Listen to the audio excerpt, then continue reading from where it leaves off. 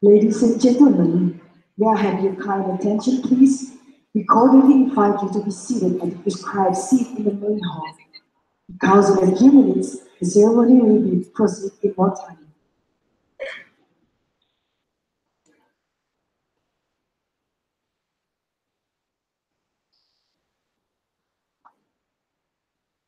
Assalamualaikum warahmatullahi wabarakatuh. Good morning, ladies and gentlemen. My name is Tamara. It is a wonderful and precious challenge for me to be your master of ceremony in this beautiful morning on Sunday. In our event, signing letter of intent, an international general lecture with Universiti Kebangsaan Malaysia.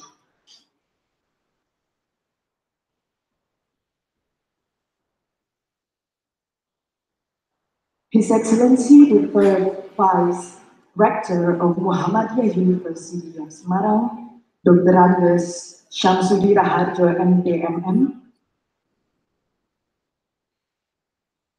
First of all, let's say thanks to Allah who has given us His guidance, happiness, and mercy, so we can attend and participate in this event without any obstacle.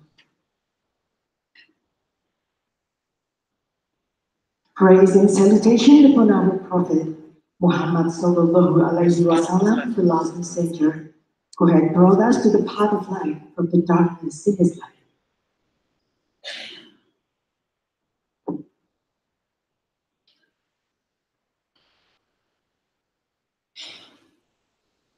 And I would like to welcome the Honorable Professor Tutiningse binti Muhammad Dong as Dean of Dentistry Faculty from Universiti Kebangsaan Malaysia, Honorable Dr. Alida binti Mahyudin as Vice Dean, and Dr. Yu Susan as Director of Postgraduate Program from Universiti Kebangsaan Malaysia as well. It's an honor to me to inform you that among us we have delegations of Dentistry Faculty of Sriwijaya University, Ahmad Yani University, Sultan Agung Islamic University, Mahasaraswati University of Denpasar, Muhammadiyah University of Yogyakarta, Muhammadiyah University of Semarang, Muhammadiyah University of Surakarta, Yarsi University, Hangtua University of Surabaya, and the last one, Udayana University of Denpasar.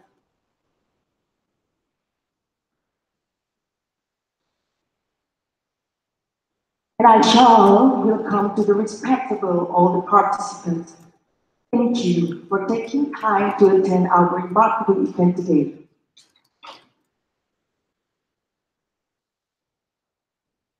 Well, to take the advantage of the time, let's start this event by reciting Basmala.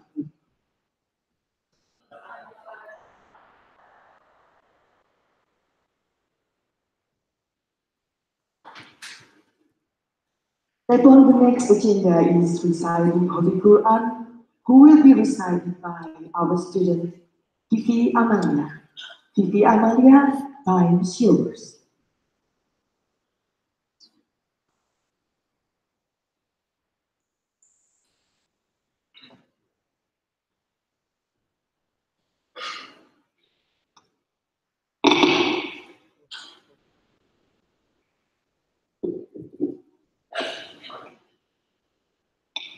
Assalamualaikum warahmatullahi wabarakatuh.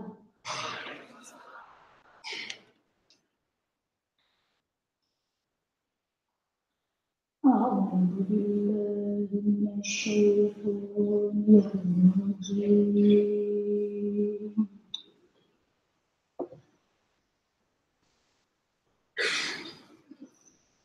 Bismillahirrahmanirrahim.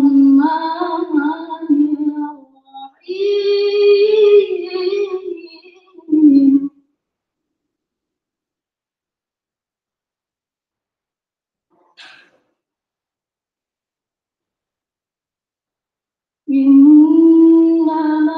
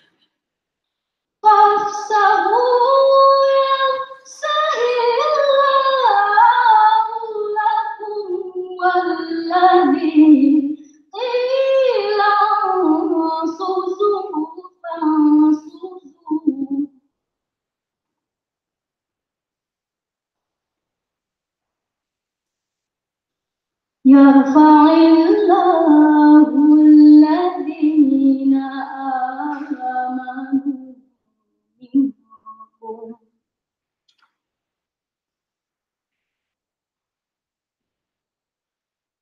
والذين أوتوا العلم درجات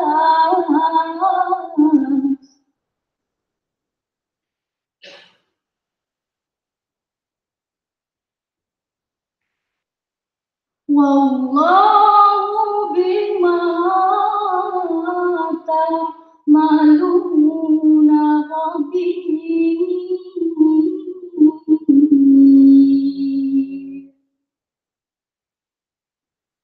Sadaqallahul azim.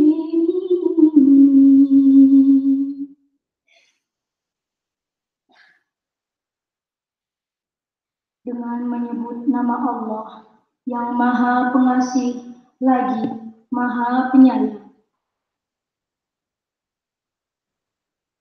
Sesungguhnya pembicaraan rahasia itu termasuk perbuatan syaitan, agar orang-orang yang beriman itu bersedih hati. Sedang pembicaraan itu tidaklah memberi bencana kepada kita semua. Dan kepada Allah hendaknya orang-orang yang beriman bertawakal. Wahai orang-orang yang beriman, apabila dikatakan kepadamu, berdirilah, maka berdirilah. Niscaya Allah akan memberi kelapangan untukmu. Dan apabila dikatakan kepadamu, niscaya Allah akan mengangkat derajat orang-orang yang beriman di antaramu dan orang-orang yang diberi ilmu beberapa derajat. Dan Allah Maha teliti dengan apa yang kamu kerjakan. Maha benar Allah dengan segala firman-Nya. Wassalamualaikum warahmatullahi wabarakatuh.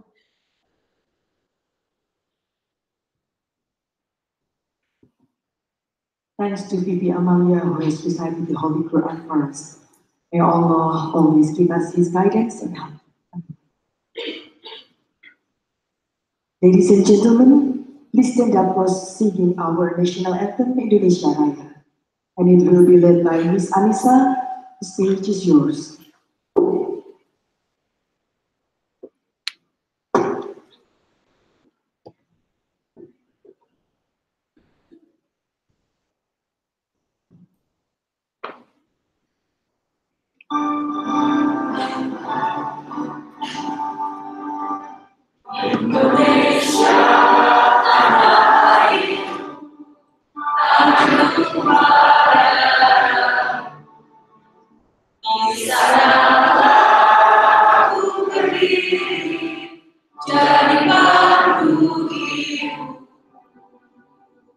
Indonesia kebangsaan, bangsa dan tanah air.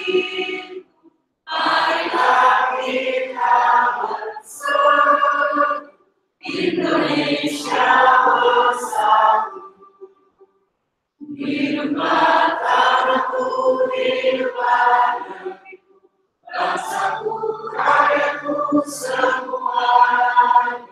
Mantap jiwanya, mantap beraninya untuk Indonesia. Indonesia yang merdeka, merdeka, yang suci. Indonesia yang merdeka, hiduplah Indonesia. Indonesia yang merdeka, merdeka, tanahku, negeriku yang kucinta. Indonesia yang merdeka, merdeka, hiduplah Indonesia.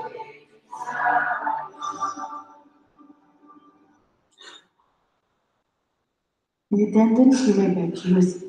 Thank you. Thank you, Ms. Anissa. Next agenda is his greeting. And now I would like to invite the Dean of Dentistry Faculty, Muhammadiyah University of Semarang, Dr. Gigi Budiono MPD. Please welcome.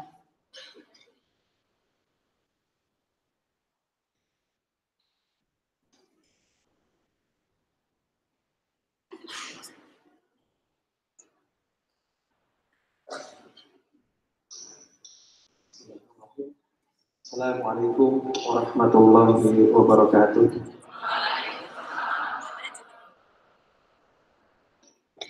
Alhamdulillah, nasta'inuhu wa nastaghfiruhu wa na'udzu billahi min shururi anfusina wa min sayyiati a'malina. May yahdihillahu fala mudilla lahu wa may yudlil fala hadiya lahu. Asyhadu an la ilaha illallah wahdahu la syarika lahu wa asyhadu anna Muhammadan abduhu wa rasuluhu la nabiyya ba'dah. Allahumma salli wa sallim wa barik ala sayyidina Muhammad wa ala alihi wa ashabihi ajma'in, amma ba'du.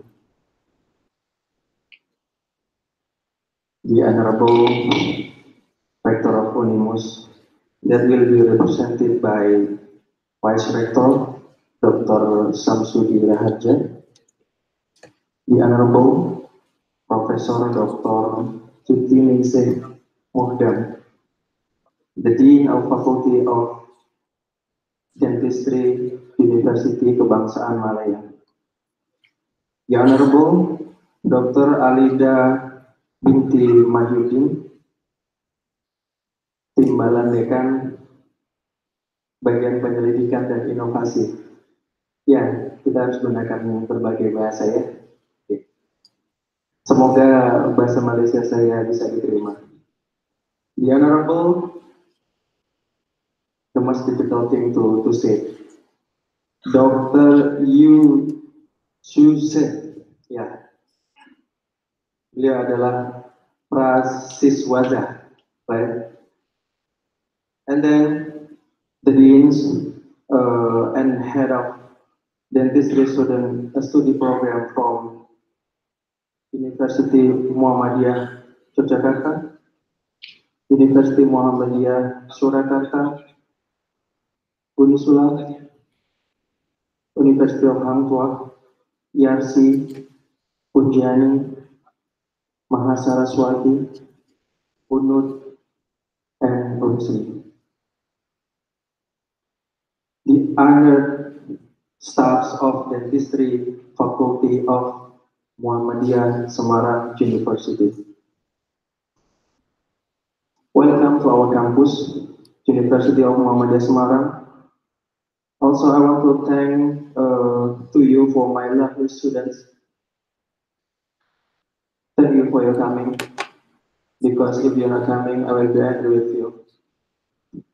It is my honor and pleasure as a Dean of Dentistry Faculty to welcome you all to the signing LoI and international lecture with Universiti Kenbangsaan, Malaysia.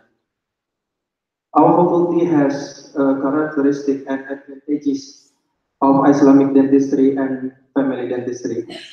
Our tagline is Taqwa, Cendekia, and Competitive.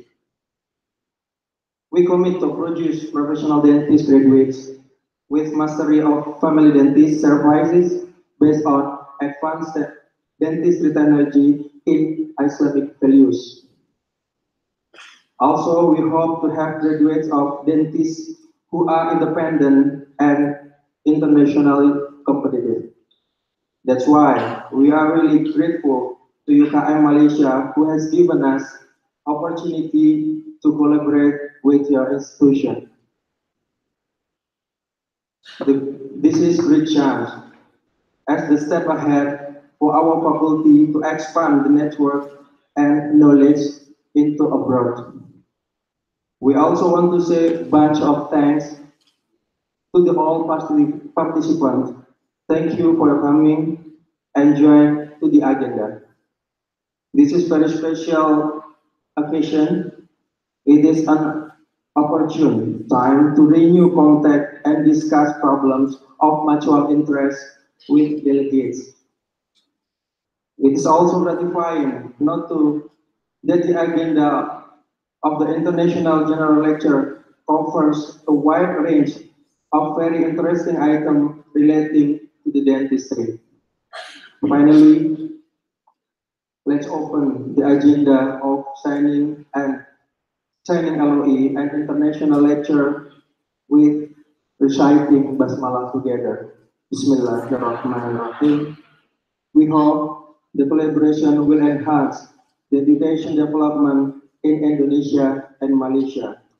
Once again, welcome to Semarang and thank you. Assalamualaikum warahmatullahi wabarakatuh.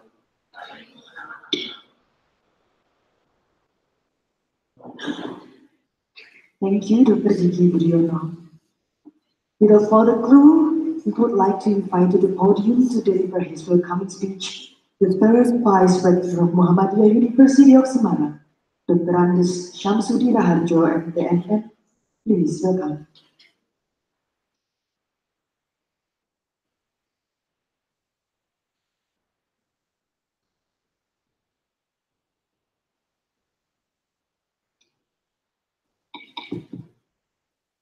Terima kasih. Assalamualaikum warahmatullahi wabarakatuh. Bismillahirrahmanirrahim. Alhamdulillahirabbil alamin. Hadana li hadza wa ma kunna linahtadi laula an hadana Allah.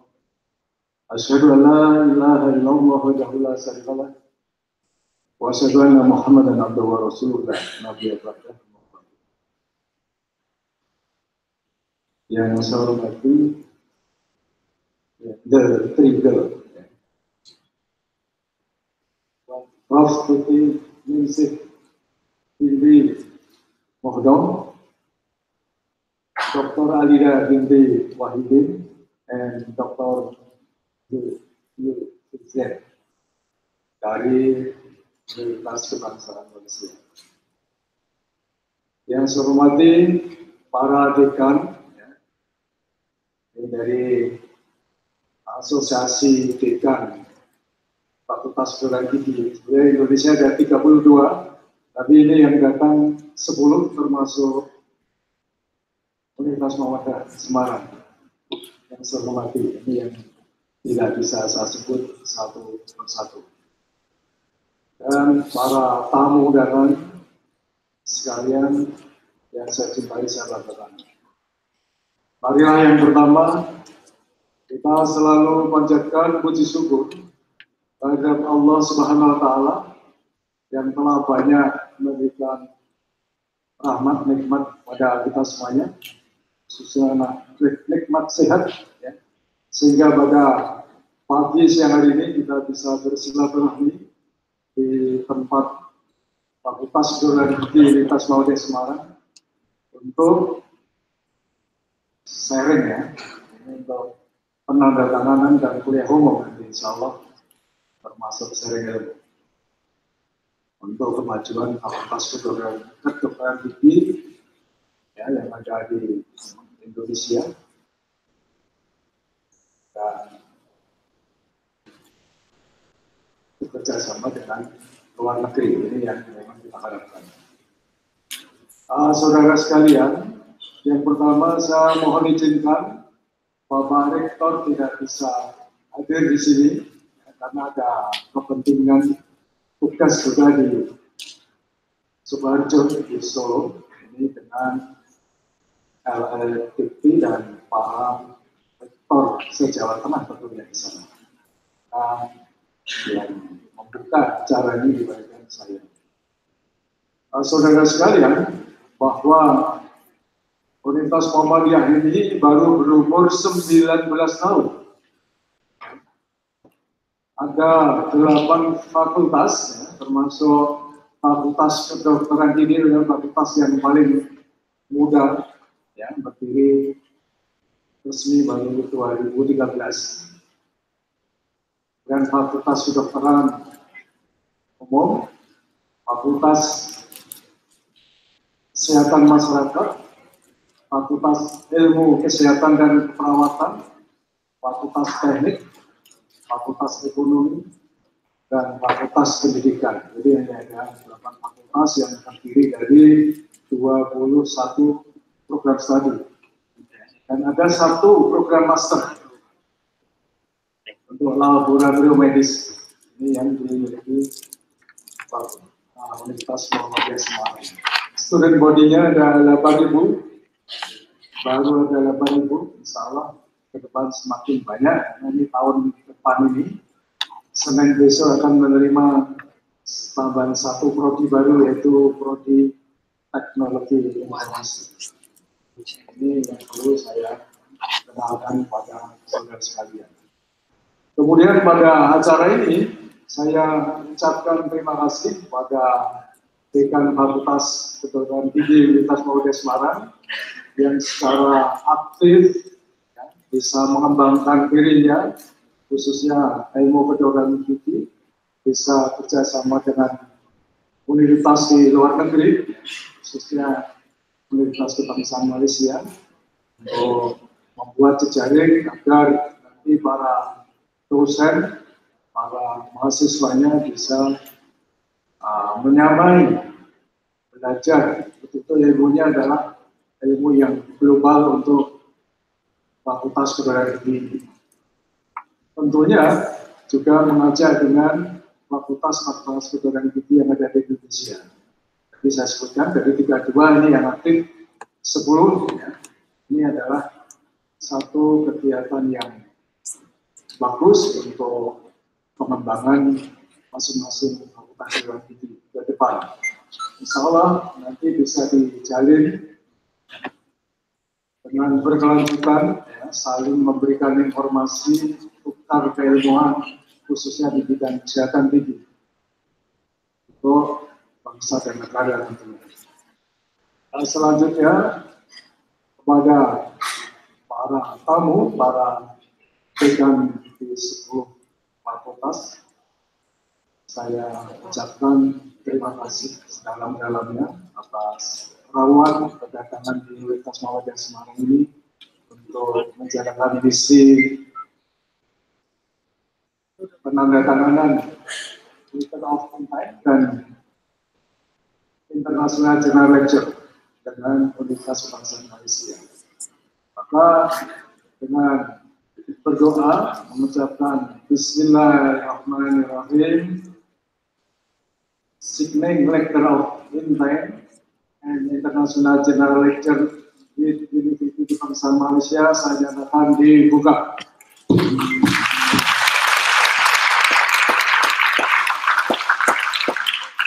Selamat bekerja.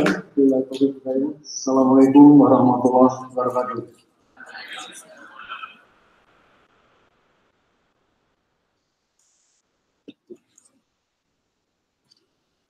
Thank you, Dr. Andes Syamsuddin Harjo, DNM. It was a enlightening speech. Step on the next agenda is praying together. This will be led by Mr. Hadmi. Please, Mr. Hadmi, the time is yours.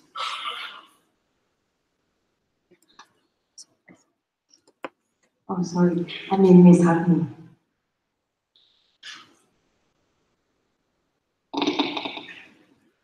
Assalamualaikum warahmatullahi wabarakatuh. Bismillahirrahmanirrahim. Astaghfirullahaladzim. Astaghfirullahaladzim. Astaghfirullahaladzim. Alhamdulillahirabbil alamin. Hamdan syakirin, hamdan na'imin, hamdan yuafi ni'amahu wa yukafi mazidah. Ya Rabbana lakal hamdu kama yanbaghi li jalali karim wa 'azimi sultanik. Allahumma shalli ala Muhammad wa ala ali Muhammad wa sallim wa radiyallahu ta'ala an kulli sahabati Rasulillah ajma'in walhamdulillahi rabbil alamin. Allahumma ighfir lana dhunubana wa dhunuba walidayna warhamhuma kama rabbayana shighara. Allahumma inna nas'aluka salamatan fid din wa afiyatan fil jasad wa ziyadatan fil ilmi wa barakatan fil rizqi wa tawbatan qabla al-maut wa rahmatan 'inda al-maut wa maghfiratan ba'da al-maut. اللهم إنا نعوذ بك من الهم والحزن ونعوذ بك من العجز والكسل ونعوذ بك من الجبن والبخل ونعوذ بك من غلبة الدين وقهر الرجال اللهم ارزقنا رزقا واسعا حلالا طيبا مباركا وأنت خير الرازقين يا محول الحال حول أحوالنا إلى أحسن الأحوال يا مقلب القلوب ثبت قلوبنا على دينك وعلى طاعتك يا ميسر يسر يا مدبر دبر يا مسهل سهل سهل أمورنا وأمور والدينا وأمور تعليمنا وأمور امتحاناتنا وأمور تدريبة الحياة وأمور تعبئة الأمانات وأمور جامعة الأنيموس ما دامت السماوات والأرض إنك على كل شيء قدير اللهم لا سهل إلا ما جعلته سهلا وأنت تجعل الشبه إذا شئت سهلا اللهم لا تجعلنا من المتكبرات إذا نجحنا ولا تجعلنا من المتيئسات إذا خسرنا ربنا اشرح لنا صدورنا ويسر لنا أمورنا واحلل عقدة من ألسنتنا يفقهوا أقوالنا ربنا آتنا في الدنيا حسنة وفي الآخرة حسنة وقنا عذاب النار سبحان ربك رب العزة عما يصفون وسلام على المرسلين والحمد لله رب العالمين Wassalamualaikum warahmatullahi wabarakatuh. Thank you, Ms. Hagni. Now, let's continue to the main point, the signing letter of intent by Universiti Kebangsaan Malaysia and first, Sriwijaya University. Please, we invite you to the stage.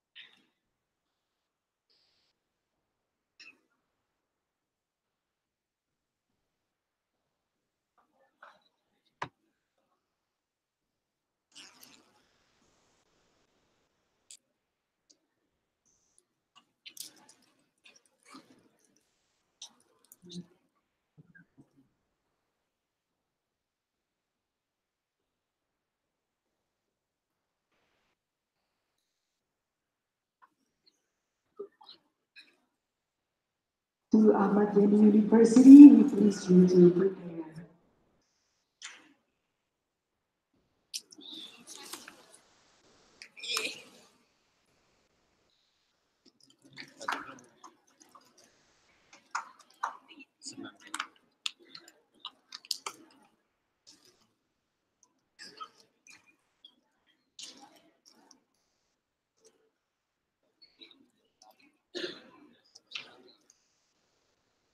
Yes, the second is from Ahmad Yani University.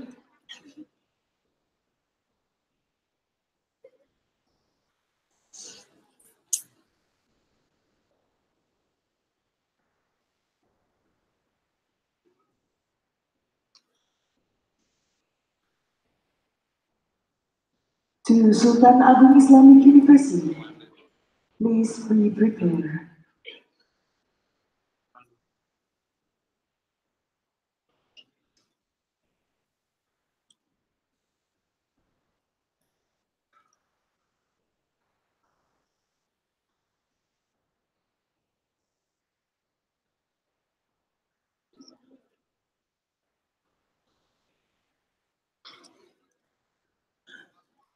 Third, Sultan Agung Islamic University.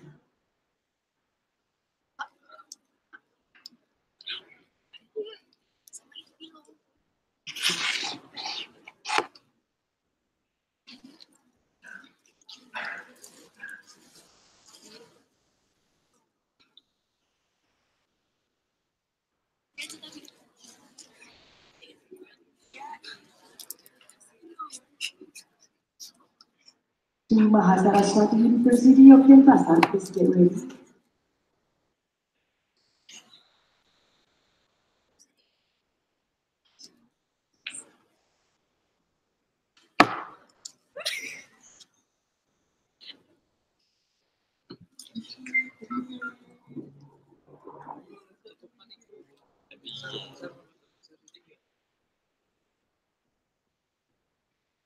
This is the fourth Mahasaraswati University.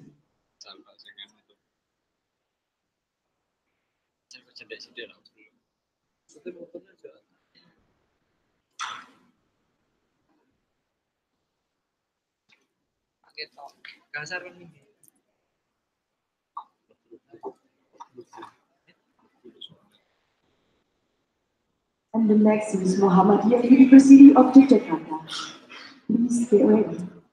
Tes.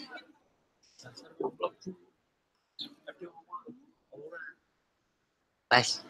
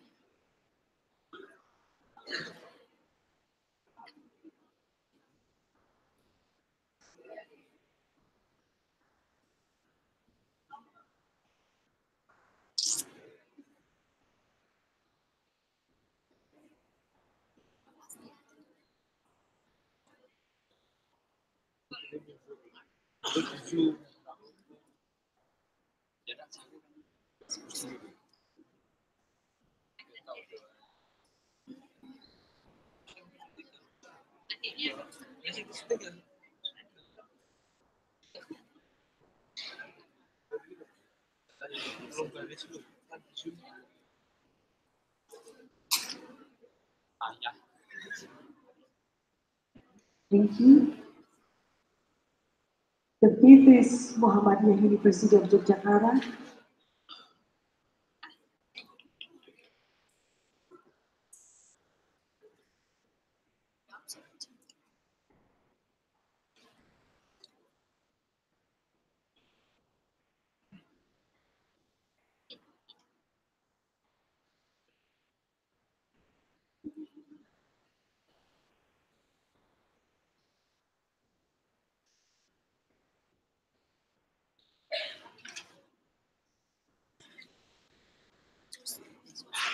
Next, Muhammadiyah University of Semarang. Please, you can prepare.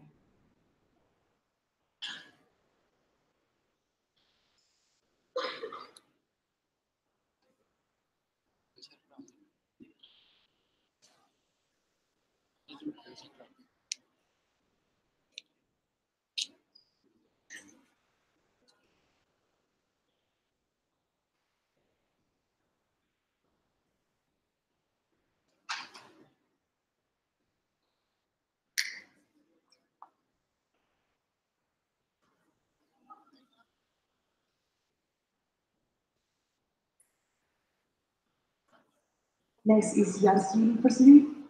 Please.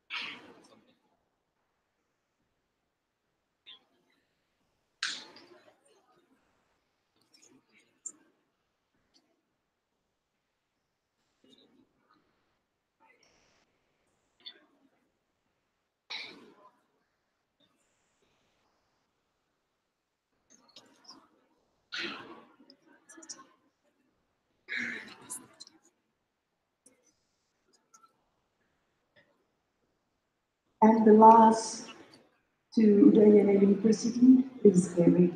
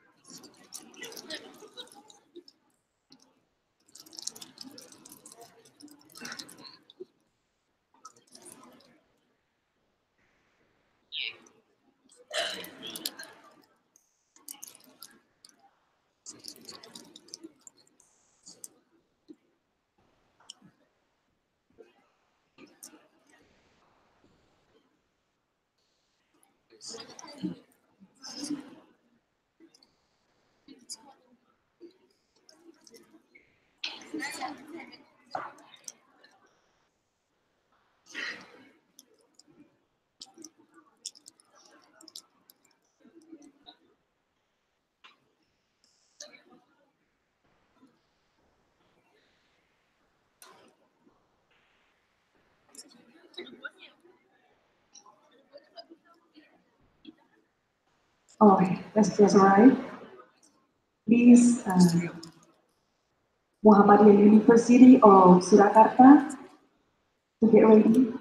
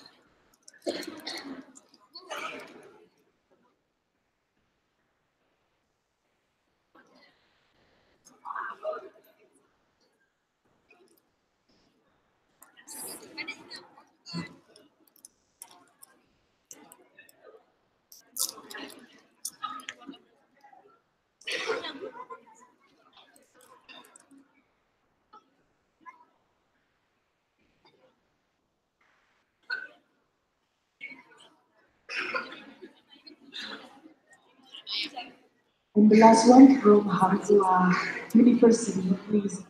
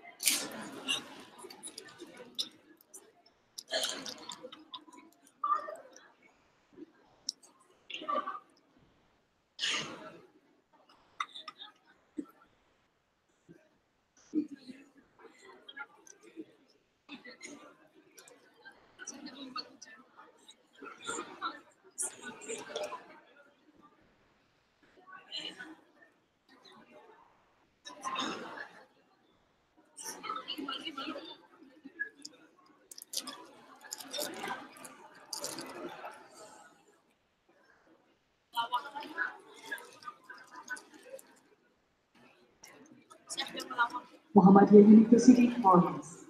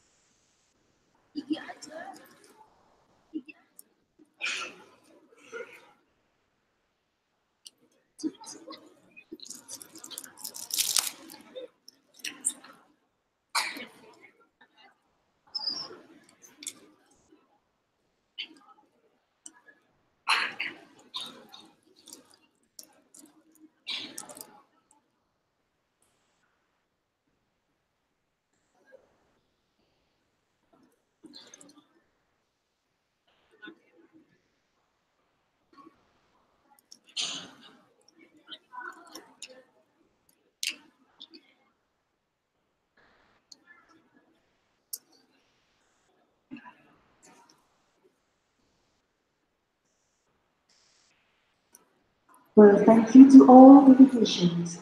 May we become a great international cooperation and silaturahim bound for all of us. Amen.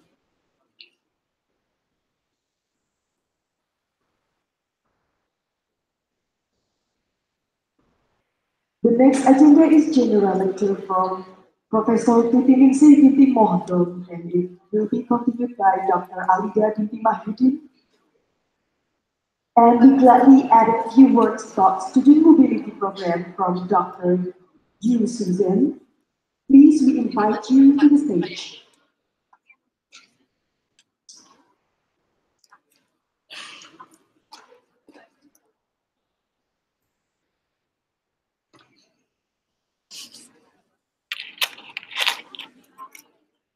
The lecture will be led by Dr. Putri Hayu Failasufa from Muhammadiyah University of Semarang.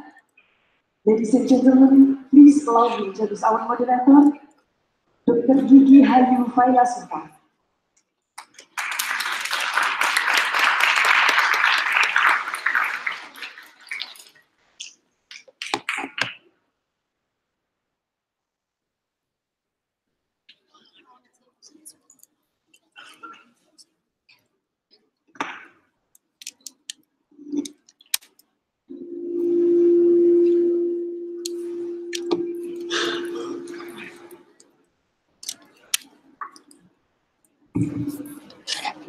Bismillahirrahmanirrahim.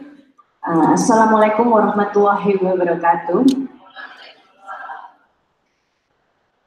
The Honorable, our speaker, three angels from Malaysia, yeah, and then the Honorable, all of participants on the International General Meeting with Universiti Kenbangsaan Malaysia.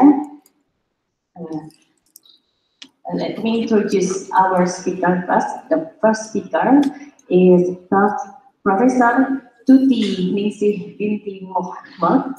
She is Dean of Dentistry Faculty, Universiti Kenbangsaan Malaysia. With her education qualification are full in Bachelor of Dental Surgery from Universiti Malaya, and then Master of Public Health from University of Michigan, USA, and the Doctor of Philosophy Community Health from Universiti Kenbangsaan Malaysia.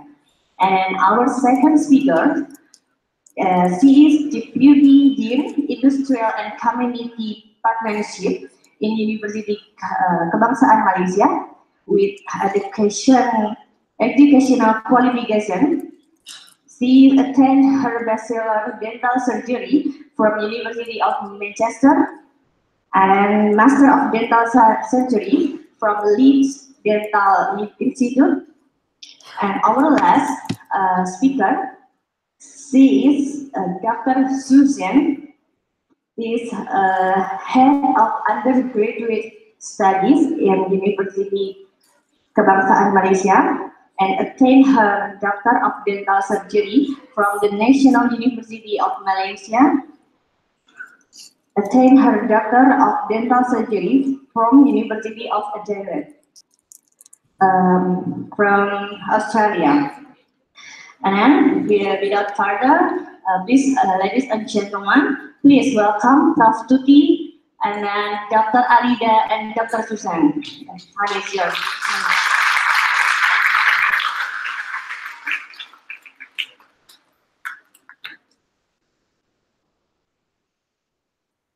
Yeah. Okay, welcome Prof. Tuti. Prof. Tuti will present about the leadership about leadership. Yeah, with the topic leadership, and then Dr. Alida will present about behavioral management in pediatric dentistry, and then Dr. Susan will present about student mobility program in Universiti Malaysia. Universiti Kebangsaan Malaysia. For the first, Prof. Tuti, this time is yours. Bismillahirrahmanirrahim. Alhamdulillah. Salatu wassalamu ala Rasulillah wa ala alihi wa sahbihi ajma'in. Assalamualaikum warahmatullahi wabarakatuh.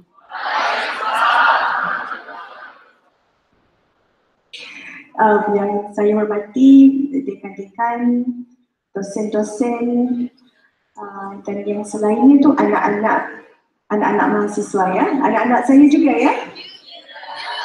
InsyaAllah, Alhamdulillah. Saya akan membentangkan satu topik berkenaan leadership atau kepimpinan.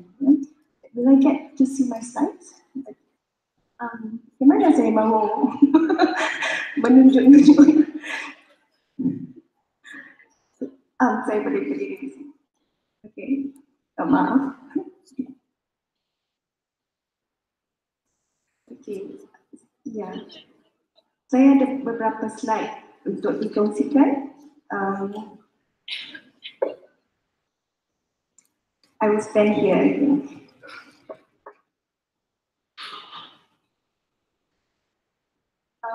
Kalau saya mahu menggerakkannya bagaimana? Dibantu slide-nya. The topic that I have chosen to share with you is on leadership without a title. Lead without having to have any title. Sebelum itu saya ingin menunjukkan sedikit slide mengenai Universiti Kenbangsaan Malaysia. Ya, sangat-sangat berharap kesemua saudari-saudara sekalian akan dapat datang ke tempat kami. Ya. InsyaAllah. Terusnya, Universiti Kenbangsaan Malaysia berumur 48 tahun, 48 years old. We are hoping to celebrate our 50 years old anniversary in 2 years' time. We have a campus. The main campus is not in Kuala Lumpur, but is in Bangi, which is 50 kilometers or so from Kuala Lumpur.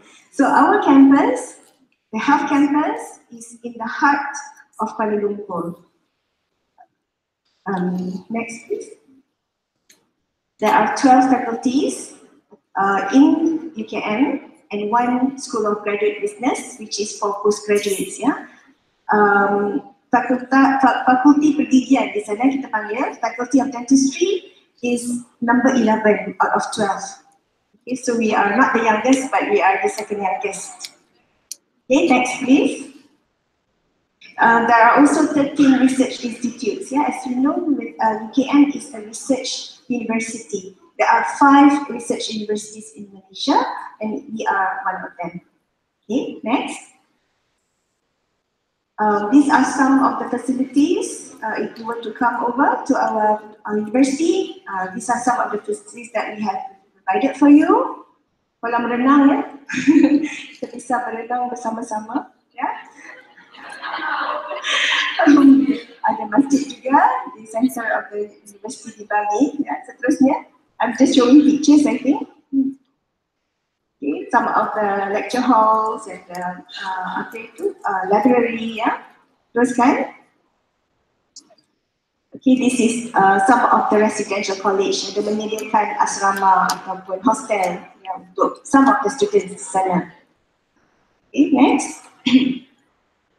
Okay, fakulti pergigian, we turned 20 in 2016, so we are 22 years old. Masih muda, berumur 22 tahun. Okay, terusnya. We have 1 undergraduate program, a Doctor of Dental Surgery, degree of dental surgery. For postgraduate specialty training, we have 6 programs for specialist training in orthodontics, periodontology, restorative dentistry, pediatric dentistry, endodontology, and oral and maxillofacial surgery. These are the specialist training, and it takes 4 years to complete a specialty training in Malaysia. We also have research-based postgraduate programs, so masters in dental science as well as PhD program. Okay, terusnya. So masuk ke dalam topik hari ini, lead without a title. Kerana kita dicipta untuk memimpin. Siapa kata? Dr. Tuti kata? Bukan saya yang kata, tetapi it comes from the Al-Quran Surah Al-Baqarah. I think all of you are very familiar with this ayat, ya, di mana angels, when Allah informed the angels that He is going to place a Khalifah on earth, Allah tells the angels, and the angels were not happy. The angels asked back, why do you want to create this makhluk, yeah? This creation will make mischief in this dunya and create bloodshed. But Allah says what? What did Allah say? He said, I know that which you do not know. Allah told the malaikat, I have plans for these humans that I'm creating. So the plan for us is to be Khalifah. And when we proclaim that we are Khalifah of Allah, usually there are three things that we have in our care that we have to deliver. What are the three things? We want to make sure that we are good, we help ourselves good. I make myself good, so we have to be of the good akhlaq, character, and doing good things. We must also help others be good. It is not enough that we just do our ibadah in the masjid. We go what do you call that? Berpuasa, mengerjakan haji dan sebagainya, tetapi kita tidak menolong orang di sekitar kita. That is not enough. So we have to be helping others to be good, and we have to make our environment also good. Ya, the green technology, kebersihan dan sebagainya, itu semua ialah antara tugas-tugas kita sebagai khalifah atau sebagai pemimpin. Ya, seterusnya, leaders, titles and positions. Some of us have this given to us by our organization, the institution, or where we work. Some of us are in associations, and our peers choose us to be the leader. And we have what we call titles like head of department, head of unit, the deans, the wakil dekan, the ketua prodi dan sebagainya. Yeah, but these are official duties that people have given. But how about the rest of us? Is that enough? Is leadership truly just about having a position? So it's not. I'm sure mahasiswa-mahasiswi semua di kalangan kamu ada saja yang, sekiranya one of your friends, sekiranya dia suka makan sesuatu makanan, yang lain pun ikut dia. Ada yang suka berpakaian, berfashion sedemikian, adalah saja rakan-rakan yang mahu ikuti dia. Itu sebenarnya dia ada leadership qualities walaupun dia tidak ada title. Yeah? So leadership is more about influence. Being influential. If you are, like I am a dean, but I cannot influence people to do good, I am a useless dean. But your dean, Masya Allah, I am amazed at what he has accomplished for your faculty in the last 5 years. May Allah continue to give you all the blessings and all the guidance. Yeah. So reflecting back, only people with titles become leaders. Next, please.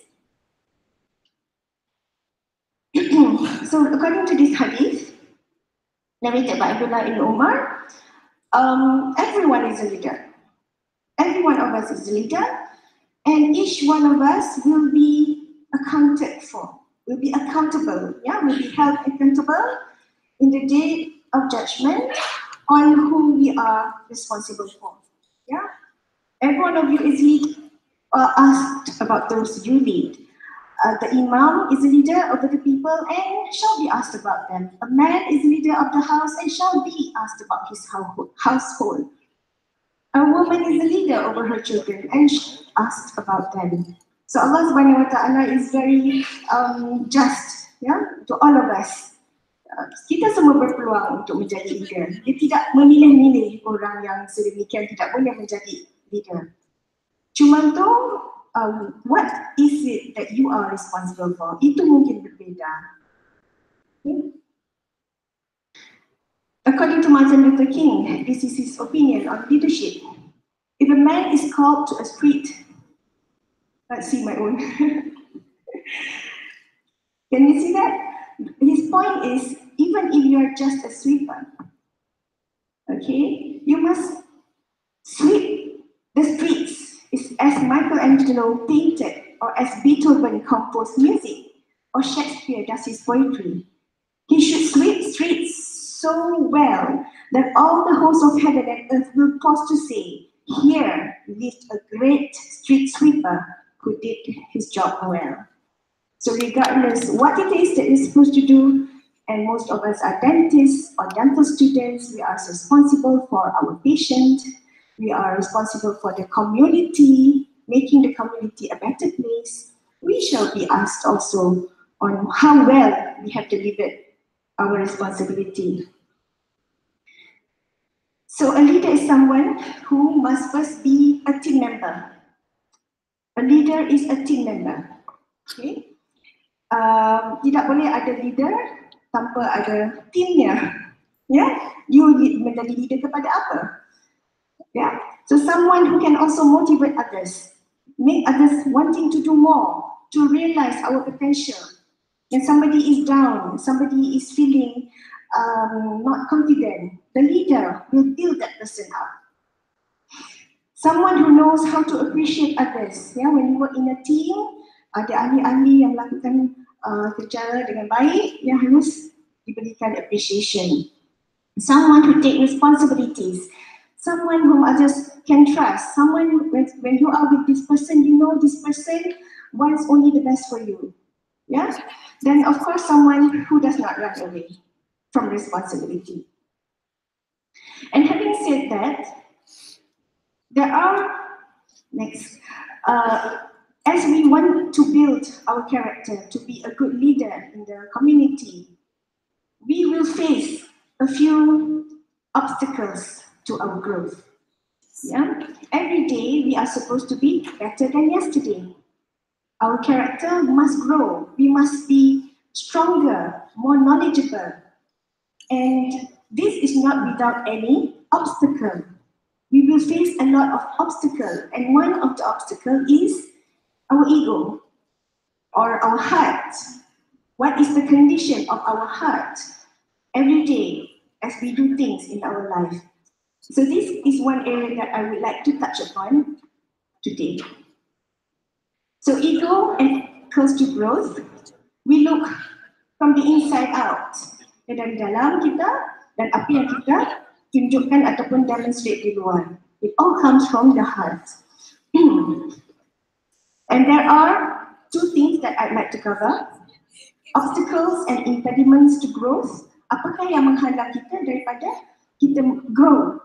Ya, kita berkembang atau membangunkan potensi diri kita. Apakah yang menghalangnya dan bagaimana kita mahu manage these impediments? So I hope in the 20 minutes I have left, I should briefly talk about all that. Okay, there are 5 things that may cause problem to our growth atau menghalang kita punya growth. Yang pertama is self-delusion. What is self-delusion? Self-delusion is when we always think that we are right, but we do not know that we are wrong. Does that happen to you sometimes? You sometimes think I'm doing the right thing, but actually it's wrong. So it is a self-delusion until somebody points out to you, hey, this is not right. This is not the right way to do, or this is not the right road to go to the bandara, contohnya. Yeah, you have been taking this road, but it's actually the long road. But you think you are right. Yeah? Or sometimes you want to go one place, you do not know where it is, you end up somewhere else. Life is not like that. We must have a purpose in our life, a target. so that we know where we want to go. Yeah, but sometimes we do not know. Right? The next is arrogance and showcasing brilliance. Some people suka, they like to show off, menunjuk-nunjukkan kepandaiannya. Ya, kadang-kadang kita tidak realize apa juga yang kita ada, kepandaian atau apa itu semua datangnya dari siapa? Allah yang berikan, ya. Tetapi kita selalunya sebab ego, ya, kita rasa kita lahir-lahir sudah pandai, lahir-lahir sudah ucap syahadah, Masya Allah, asyhadu an la ilaha illallah wa asyhadu anna Muhammadar Rasul. Bila semua menangis, ya, itu adalah satu obstacles. Being comparative, I will talk a bit more later. Yeah, being comparative actually means you like to compare yourself. You like to compare. There are two ways of comparing. Comparing is not always wrong. You can compare because you want to put a yardstick. This is where I want to be. You look at another university, they are doing so well, ranking top 100, top 200. So it's okay to compare so that you can place your strategies and go for that comparison. But apakah yang dimaksudkan di sini as an impediment to growth ialah comparison yang tidak baik. Dan seperti you melihat dia ada iPhone 10, you juga mahu iPhone 10. Ya, you melihat orang sebelah itu menghantar anaknya ke sekolah mana-mana, you juga mau hantar ke situ, tetapi tidak tahu kenapa perlu dihantar ke situ. Kerana masih mengharapkan validation daripada manusia yang lain, human validation, ya. So you compare in that way, and you keep, comparing, and you get yourself stressed, ya. And the other one is defensiveness. Do you have people di mana kalau kita menegur kesalahannya, dia akan marah kita kembali, ya, ataupun memberikan 1001 alasan, defensive. So when people try to tell us that something that we do is not right or wrong, we should think about it and improve ourselves. Because if we don't, how can we improve? So it will stop our growth, yeah. And finally is seeking acceptance. Ya? Apabila apa yang kita lakukan hanya kita suka di dalam comfort zone, kita tidak mahu berubah, kita tidak mahu rock the boat, yeah, because we want everybody to just be happy with us. Okay, next. So we need ini sebagai analogi, ya, kalau kita mau ingat 5 perkara tadi. Self-delusion itu kita panggil cool fool, ya, supaya kita boleh ingat. Arrogance and showcasing brilliance, eagle, ya, eagle seperti eagle ataupun peacock, suka menunjuk-nunjuk. Being comparative, the dog and the bone, nanti saya ada gambarnya. And seeking acceptance is chameleon. Teruskan. There are 4 critical values if we want to grow. Okay, humility, we have to have humility, we need to have curiosity, sincerity, and commitment to the truth. And nanti saya akan kupaskan lagi sedikit. Terusnya, kalau sekiranya at this point in time, kita cuba reflect diri kita, ya, setelah melihat jenis ego-ego yang saya katakan tadi, adakah kita, do you think that this ego will affect your relationship with people around you? Yeah, you can think about it, you get to know yourself and identify out of these 5 things, which one is your problem? If you think none of it is your problem, I think your problem is number 1. Self-delusional, tak apa-apa. Saya baik-baik saja, tidak ada masalah, tidak ada apa perlu yang dibaiki, baik semua, excellent. Ya, macam mana kita mau grow, ya? Okay, too much or too little ego. Is ego all bad? Adakah ego itu semua? Teruskan. Do you think ego is bad? 100%? Is there anything good about ego? Can there be positive ego? Think about it. that if somebody asks you to make a presentation here, and you have not presented, so what would you do? Would you take it up? Positive ego, negative ego? The negative ego, you might make excuses. Yeah, you become your excusiology. Yeah, you tell me last minute, I do not want to do it, I don't want to friend with you anymore, because I unfriend you, right? But if you are positive about it, you take something good from it and you try your best. You make doa to Allah, you try your best. So ego is also important, yeah? But perlu ada balance antara positif dan negatif ego. Okay? Ini tadi apa? Ego. Ya, egonya bagaimana? Mahu menyerang saja, ya, atau mahu menunjuk kehebatannya? That's a bit too much. Okay? How about this fellow, the next one? Next one. Crocodile. Adakah kita mempunyai ego yang begini? Okay, crocodile is defensiveness, yeah? Okay, we have the dog. What about the dog? Are you familiar with this story? The dog that looked at his reflection in the water. Pernah baca mengenai cerita ini? Apa yang terjadi? Dia melihat, dia lihat ada di dalam air itu ada satu anjing yang lebih handsome daripada dia. Ya, betul. He's also got a bone, but he looks inside the water. He wants the bone that is belonging to the other dog. Yeah. So he's looking at what everybody has and he wants it. So what did he do? He let go of the bone in his mouth and he jumped into the water. Then only he realized how stupid I am. Do we do this? Tidak perlu beritahu saya. Fikir sendiri. Adakah saya lakukan begitu? Okay, how about the chameleon? Chameleon ini apa? Tak tahu apa dalam bahasa Indonesia chameleon ini apa? Burkon.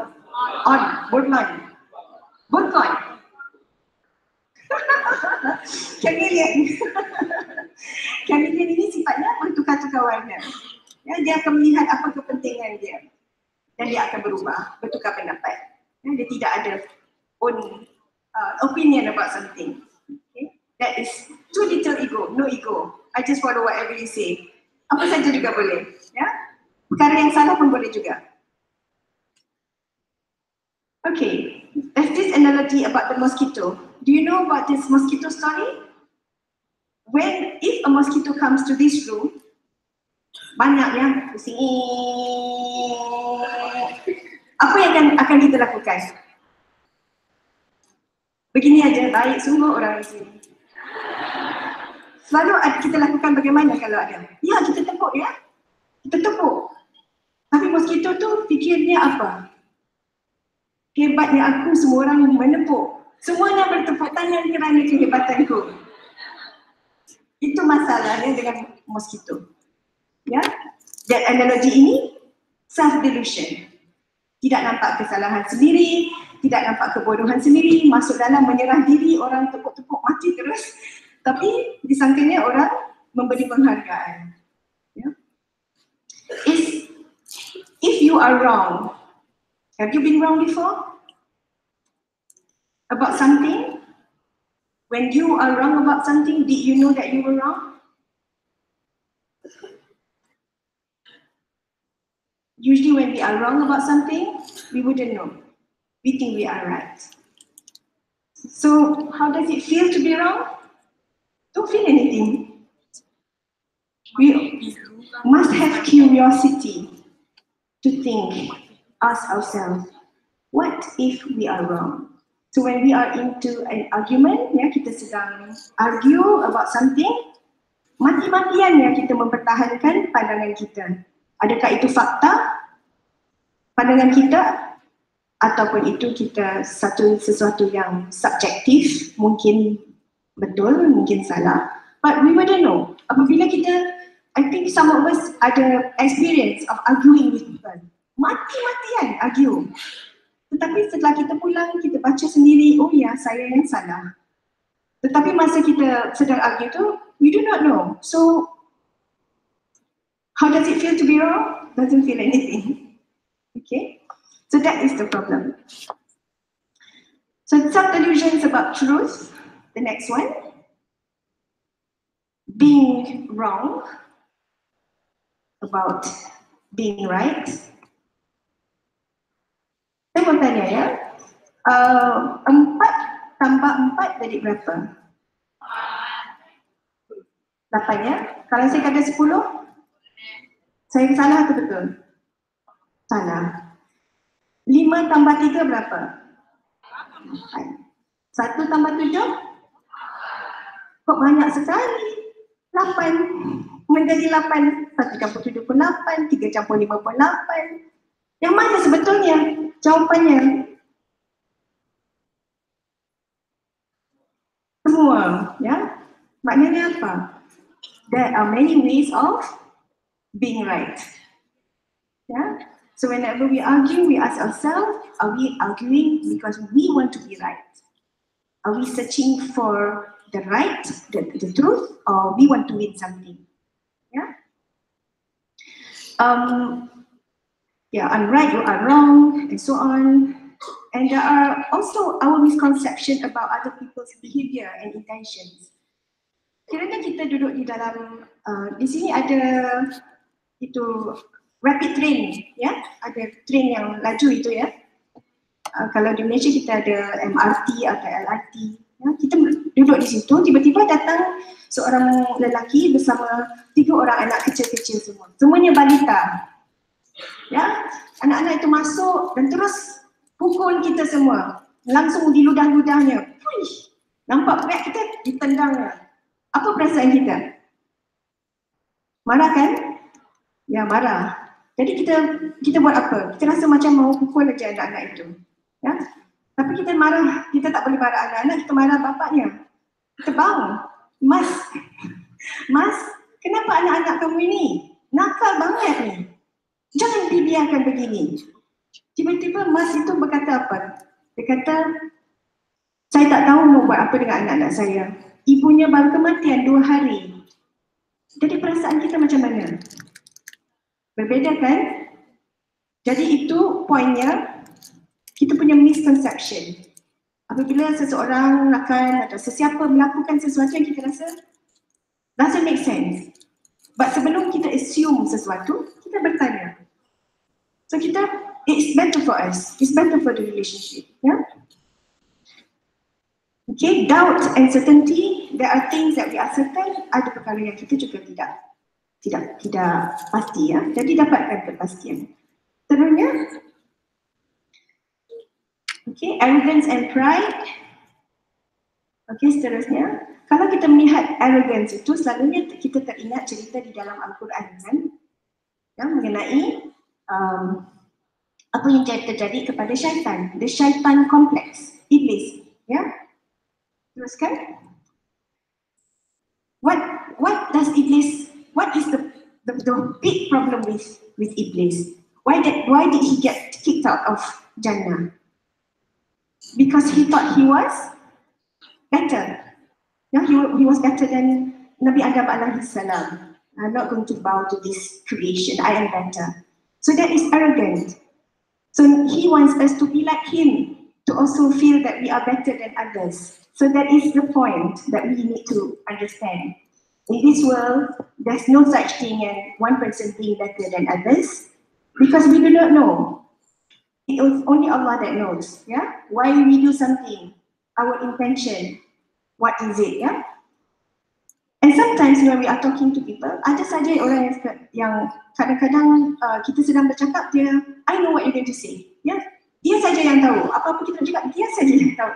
Ya, dia ada kompleks, arrogance and pride. Okay. Saya move on ya, saya takut saya tak punya masa. Okay, lihat anjing tadi, ya ceritanya, teruskan. Next slide. Okay, dan juga what we call a social mirror. Tahu pasal cerita ini? Cerita apa ya namanya? Snow White. Bukan Cinderella. Saya pun kadang-kadang keliru ya. Okay, Snow White, the Queen and Snow White kan, dia lihat di dalam cermin tu, dan dia bertanya kepada cermin itu apa? Mirror, mirror on the wall, who is? Tahu aja orang ni. Who is the most beautiful of them all? This means the time is 5 more minutes. 5 more minutes. Yes. Okay, it's okay. I will finish it. Inshallah. So the point is, you look in the mirror and you think what you want to be the best. So selagi bukan kamu yang dapat yang terbaik, you will do everything that you can to get what you want. Yeah. Okay. I think I will move many slides because I have 5 minutes. Can you go to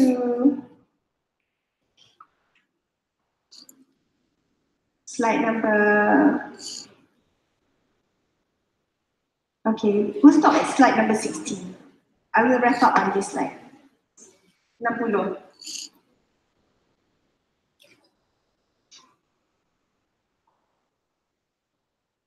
Okay. If we fear that our hearts or our ego is controlling us, not in the way, these are the 4 vaccines that I'd like to share for you to consider and to reflect. Yeah. Number 1, to have humility. What is humility? Humility is the opposite of arrogant. Dan kita perlu ada rasa rendah diri untuk mencari kebenaran, ya, dan untuk bertanyakan pendapat-pendapat orang supaya kita dapat memperbaiki diri sendiri. Yang keduanya ialah curiosity. You're curious. The main thing when you see something like that man with his naughty children, we have to have this curiosity. Why are the children behaving like this? Yeah, and we must also ask ourselves the very important question. Remember when I said when we are wrong, we do not know we are wrong. So we have to be curious enough to ask ourselves, what if I am wrong? And go and get the right information so that we are not wrong. Yeah. The third one is to have ikhlas or sincerity in everything that we do. As Muslims, ikhlas means we do things to please Allah and Allah alone. Okay? And not because we want validation from human beings. We do not do something because we want to make other people happy. Because if we make Allah happy, then the good people will be happy also with you, because we are all in the same path. Yeah? There are many instances that we have to make a decision that is actually not correct and not making Allah happy. So always question ourselves. And finally, number 4 is commitment. Commitment to what? Remember the purpose of our creation. Yeah, Allah created us to worship Him and to worship Him alone. And that is where our commitment should be, to the Creator, to love Him, to understand what He wants from us, how we should be behaving. He makes us Khalifa. In what ways are we going to be Khalifa? Be committed to the path of Allah Subhanahu wa Ta'ala. Be committed to finding the truth when we are having arguments and things like that. So inshallah, with these 4 vaccines against bad ego, we will grow in our character and we will also grow as a leader. So with that, I thank you for your attention. Assalamualaikum warahmatullahi wabarakatuh.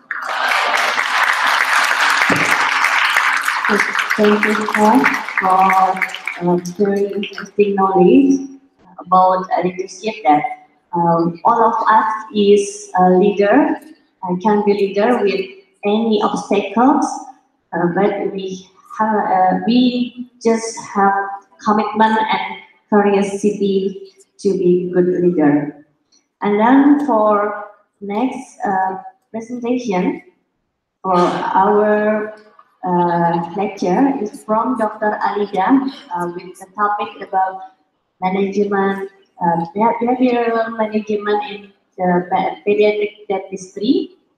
The time is yours. Let me remind if your time is 30 minutes, bro. Okay, thank you. Assalamualaikum, salam sejahtera.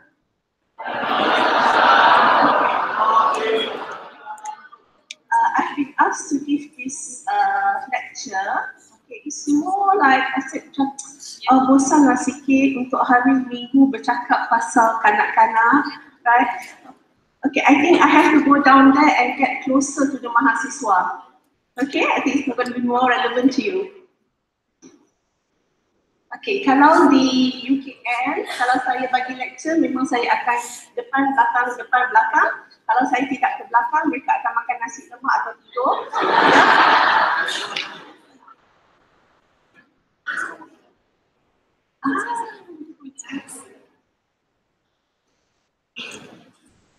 Okay, alright. What we should know about siapa yang sudah masuk klinikal merawat pesakit kanak-kanak? Oh, tidak bisa angkat tangan ya? Okay. Alright. From my experience, from my over 20 years of experience, and I'm speaking to dentists, yeah, and also throughout my experience with the undergraduates, when they are treating child patients, they are very worried. They are even more scared of the child than the child is of them. Okay, why? Because dia tak nak buka mulut, dia menangis, ada yang tak mau masuk ke surgery, ya, ada yang masuk ke surgery tapi sudah pusing-pusing atas lantai, ya. So I said, what is important is that, okay, we stop this behavior from taking place, because when it first takes place, it's not easy to stop the habit. Okay, so today I'm going to share with you, mungkin sedikit cepat ya, the trade secrets, apa, tak adalah rahsia sangat ya, saya compile how to manage child dental patients. Okay? Right, the first mistake that we do is that, yeah, when we have child patients, we think they are legal adults. Yeah, we look at them, we kata, okay, tidak ada bezanya dengan orang dewasa, kecuali mulutnya sahaja yang kecil. Okay, but that's very wrong, because at that age, children, they are undergoing a lot of developmental process, cognitive, socialization, physical, motor skills. So you have to have some knowledge of this to accommodate, to treat child patients. Okay, right? Oh, kembali. Okay. Right. The aims of treating child patients, okay? First of all, we want to promote positive dental attitudes. Kepada siapa positive dental attitude ini? Kepada ibu bapa, ya? I think the mistake with ibu bapa is that tidak apa, doktor, kita tidak perlu rawat gigi susu ini, nanti dia akan tanggal sendiri. Ya, ataupun dia akan kata cabut sahaja, tak penting, nanti dia akan dapat gigi kekal. Okay, that's not positive. We try to change this mentality. Small teeth, baby teeth matters. Okay, right. We want to perform the task efficiently and safely. Sometimes it's difficult to do it because when the patient starts sampai tangannya, tangan kaki semua naik, ya, and you are trying to give a local anesthesia. Okay, quite dangerous. And also eventually, and that is our ultimate aim, is to actually improve the oral health of society. Okay, bayangkan kalau satu hari nanti, ya, even di senario di Malaysia, kanak-kanak tiada yang takut kepada doktor gigi. And they would come for treatment, they would come for 6 monthly review. Yeah, and then we can get the DMFT, DMFS rendah atau 0. Okay. Right, okay, so when we are talking about child dental patients, we talk about fear, we talk about anxiety. Fear, the definition is a response to external stimuli. daripada luaran. We know what it is. Kita takut ular, kita takut apa?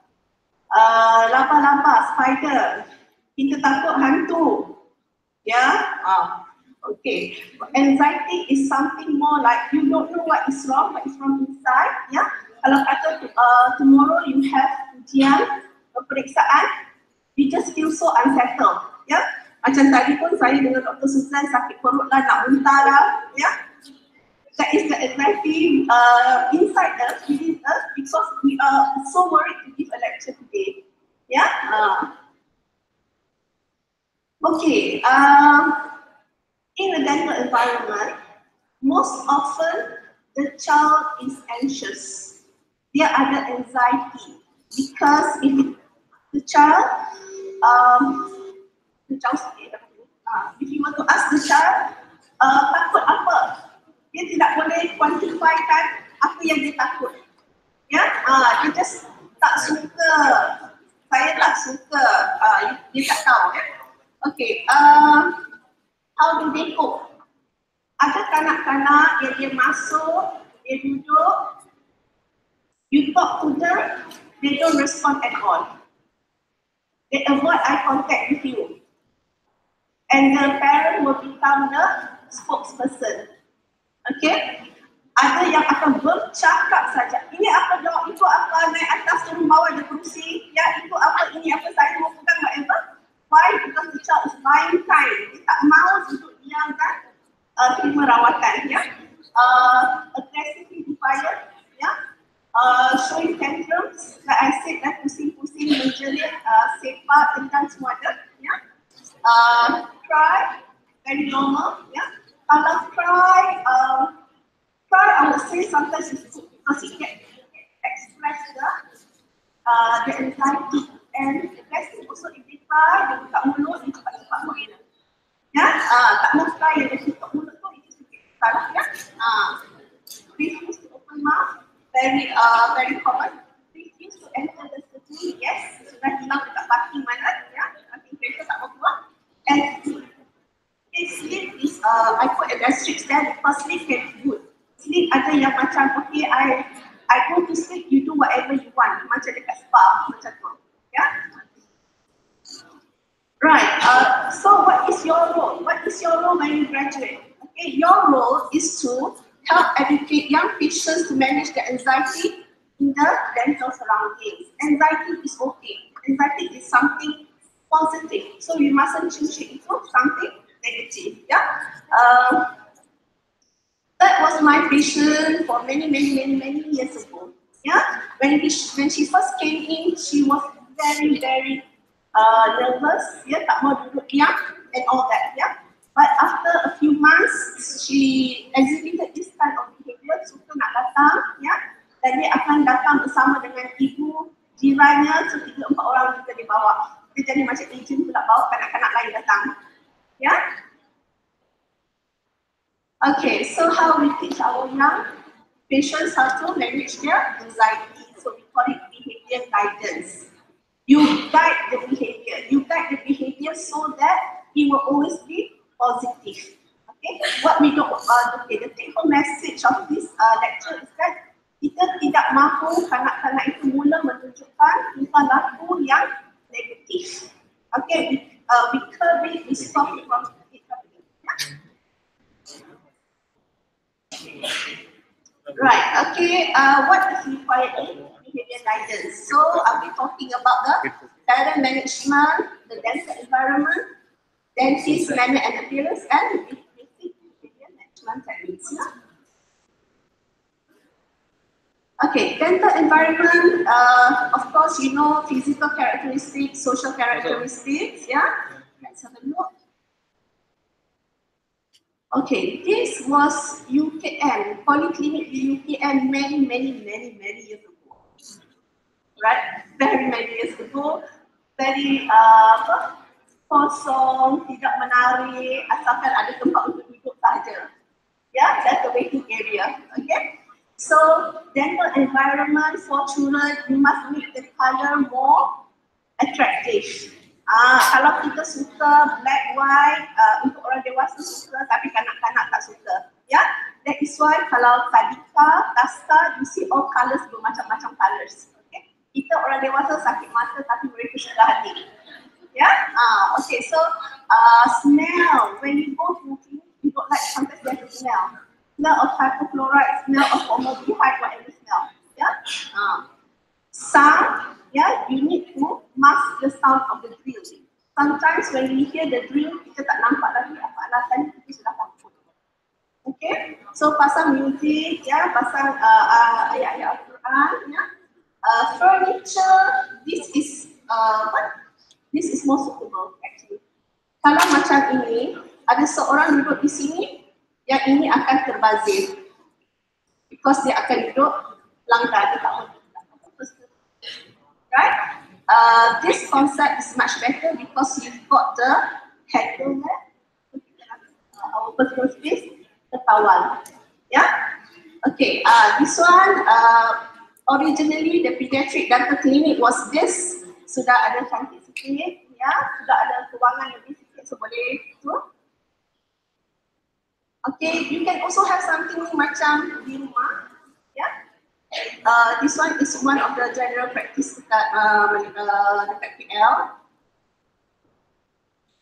Okay, you can have an open concept like this, but sometimes an open concept like this is not good because if there's a child there crying, the one next to it dah takut. Yeah. So if you have a bit more creative, you boleh buat design mural painting on the wall, yeah. But one thing about mural, you must tak mahu ya, tahun 2000 guna tahun 2018 masih gambar yang sama, ya, ubahkan.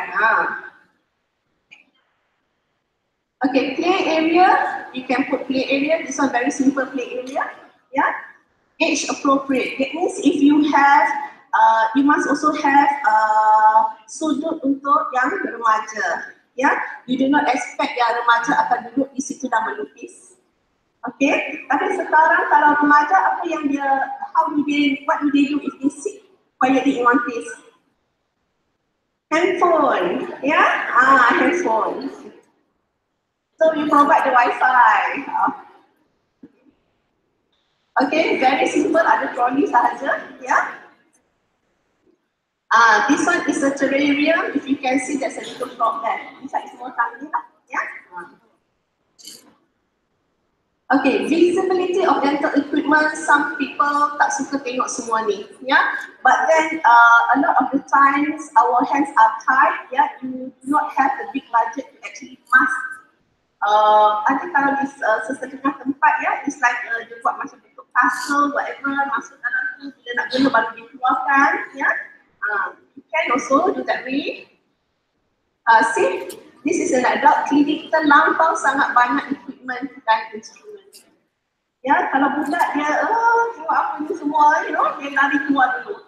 Okay, so that's in our kids clinic. We try to make it as kemas, ya, kemas dan tidak banyak perkakas. Okay. Next, scheduling of appointments. Okay, one thing about bila kanak-kanak dirawat oleh, not just kanak-kanak ya, pesakit dewasa atau kanak-kanak dirawat oleh mahasiswa, yes, mahasiswa is in training, ya. Tetapi kadang-kadang dia terlupa yang di kerusi itu adalah manusia. Jadi akan buka mulut selama 3 jam, macam buaya, ya. Buka tutup selama 3 jam and you get TNT disorder. Ya, okay. So keep it short. Ya, untuk kanak-kanak, I always say, ya, try to complete your treatment within 30 minutes, because the attention span of a child is only about 20 minutes. Okay, right. Okay, kalau sebelum appointment, usually we call the mother. We say that, okay, anak puan akan datang pada sekian hari bulan. Just bawa dia sahaja. Bagi tahu dia akan melawat Dr. Gigi. Okay. What we do not want is that sometimes parents can overemphasize the visit. Dia akan cakap pada jirannya, oh nanti dia ada rawatan di klinik gigi UKM. Saya harap dia okey lah, tak ada apa, misbehave. Lepas tu dia jumpa lagi satu jiran. Nanti dia ada rawatan di klinik di UKM. So it's been repeated so many times. And the child start to think, why is my mother mentioning about this a lot of the times? Something really big and big bad is going to happen. So dia dah rasa takut. So I always tell the parents, just tell your child, okay, minggu depan akan jumpa doktor gigi and that's it. Macam kita kata, okay, nanti minggu depan you kena potong rambut, that's it. Jangan ulang banyak kali. Okay? Right, booking of appointments, macam saya mention tadi, it has to be short. Kalau kanak-kanak, you avoid nap time, waktu tidur dia. Ya, ask the mother, waktu tidur dia bila. Kalau kata pukul 10 pagi, you do not book an appointment at 10 o'clock in the morning. Because if the child does not get any sleep, dia akan jadi cranky, cannot treat the child. Yeah? Right. Make sure the patient also does not miss meal times. If we are hungry, we also get very angry. Same with the child, hungry, angry, you don't get to do anything. Yeah? Okay, difficult patients to be booked last. Kalau kata ada anak-anak yang you tahu that, you know, their behavior slightly challenging. Book the patient last because you do not want to disturb all the other kids during the appointment yang masih menunggu dia punya giliran. Okay, right. Next, okay, clinical assistance and the social characteristics. This is very important because bila pesakit datang, dia akan jumpa dengan staff di counter. So staff di counter muka mesti smile, senyum, aura positif. Ya, kalau kanak-kanak tu sudah datang beberapa kali, you must remember the name. Okay, jangan kata you sendiri remember the name. Ada kanak-kanak tu rasa macam, wah, you know, she remembers my name. I'm that important to her. Yes, you must make the patient feel important. Okay, okay, next, mari kita tengok ya gambar. Okay, dentist manner and appearance, ya. Okay, I like to surf the web in a forum. Yeah, forum saya kata Dr. di Kuala Lumpur. So I will read the review yang the forumers write, and I would say about 95% when they recommend a dentist to the public, they will mention because the doctor is gentle, friendly. It does not mention that the doctor can make that really good amalgam restoration or really nice composite. All they care about is gentle, friendly, and painless, no pain. Okay, so keep that in mind, yeah? Right, mannerism of a dentist should be gentle, reassuring, jangan gopong-gapah, ya? Kalau sesuatu tidak menjadi pun, your face must be tenang sahaja, ya? Sometimes dengan our students, saya tegur, ya, macam kenapa muka awak macam nak menangis? Saya sudah patahkan file dalam gigi dia. And I said, you mustn't show a face like that, you know, you just should be calm. Yeah? Ataupun I've already perforated the root canal. I said, don't show on your face. Ataupun dia kata, you know, it doesn't inspire confidence. Yeah? Okay. Right. Provide explanation before you do anything. Always explain what you're doing. Okay. Friendly humor, of course. Okay. Flexible. When you are treating child patient, yeah, do not think you will just put the child on a chair. Look at in this picture, sometimes you have to go to a corner. Yeah, that's what I have to do sometimes. Masa muda-muda, ya, very senang saya duduk bersila buat rawatan, buat pemeriksaan di tepi sudut. Sudah tua-tua ni saya mau bangun, like my assistant have to like pull me up. Yeah, but you have to be flexible. Okay. This is among the patients that I treated, kanak-kanak istimewa, autism. Okay. I did the oral hygiene instructions, brushing the teeth in our waiting room because he wouldn't go into the surgery. Okay, so if he's calm like this, dia akan terima kita punya arahan. Ya. This one, same boy, I had to do oral health screening dekat dia punya tadika. Yeah, so I was just sitting in normal chair like this. Okay, this one after a few visits and then he's okay already. Yeah, then I explained what I was doing to him. Yeah, walaupun dia non-verbal tapi dia absorb apa yang kita cakap. And he wants to feel my glove first before I can touch his face. Okay. What is this? Emojis, yeah, emoticons. I counted there's about 70, I think 70. There's 70 facial expression, 70 feelings. Yeah. Why do we expect our child patients to just be baik atau naughty saja? What saja? No. Okay, we have all these expressions. But there's also a skill ya untuk kanak-kanak. Kalau dia tidak mahu bercakap, you can use this skill, okay? Ataupun skala yang mana yang perasaan dia pada masa itu. Okay, right.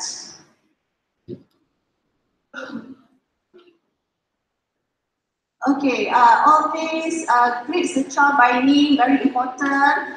Child must be the center of the conversation. What I find also sometimes when you have a dentist, you have an assistant doing treatment on the child. Dia bercakap pasal movie. Dia bercakap pasal cewek atau cowok dia. Dan patient di bawah macam buaya saja diam buka mulut.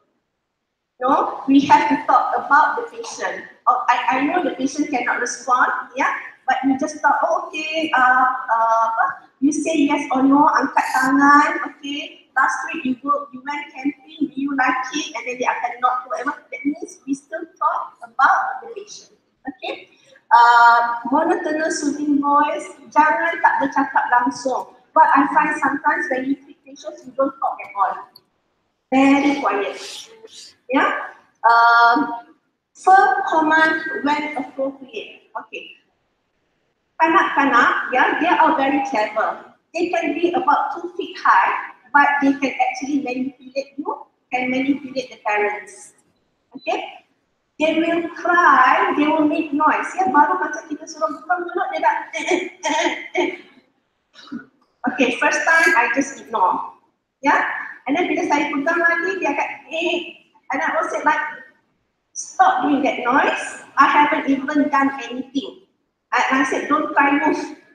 Okay, I don't want to hear this noise. And then dia diam sekejap. Yeah, and then lepas tu dia akan buat bunyi lagi, and I will just ignore. Bila kita tidak layan, dia akan just quiet ya. Dah sudah, okay, I cannot get her attention by doing that, so I will just, I'm tired, I will not do it anymore. Okay, right. Oh, okay, what's happening? Okay, next. Okay, message clarity. Have you heard of the term chauvinism? Menggunakan bahasa yang difahami oleh anak tersebut ataupun kita panggil euphemism. Okay, alright. Tengok yang ayat di atas tu. I'm going to remove all the caries and dress your tooth. Agak-agak difaham tak? Apa dress? Apa caries? If you want to say that to a patient, a child patient, he wouldn't understand. Okay, so can we improve a little bit and say, I'm going to clean your tooth and put special plaster over it. Everybody knows plaster. Kalau luka jatuh ada plaster. Di sini panggil plaster kan? Yeah. So they, oh okay, plaster. You know, a special plaster on my tooth. You could also say that, you know, I want to chase all the germs away. Kuman-kuman. Kanak-kanak pun faham maksud kuman, tapi dia tak faham maksud caries. Okay, so change the way you speak to a child. Okay. So euphemism of chauvinism. Okay.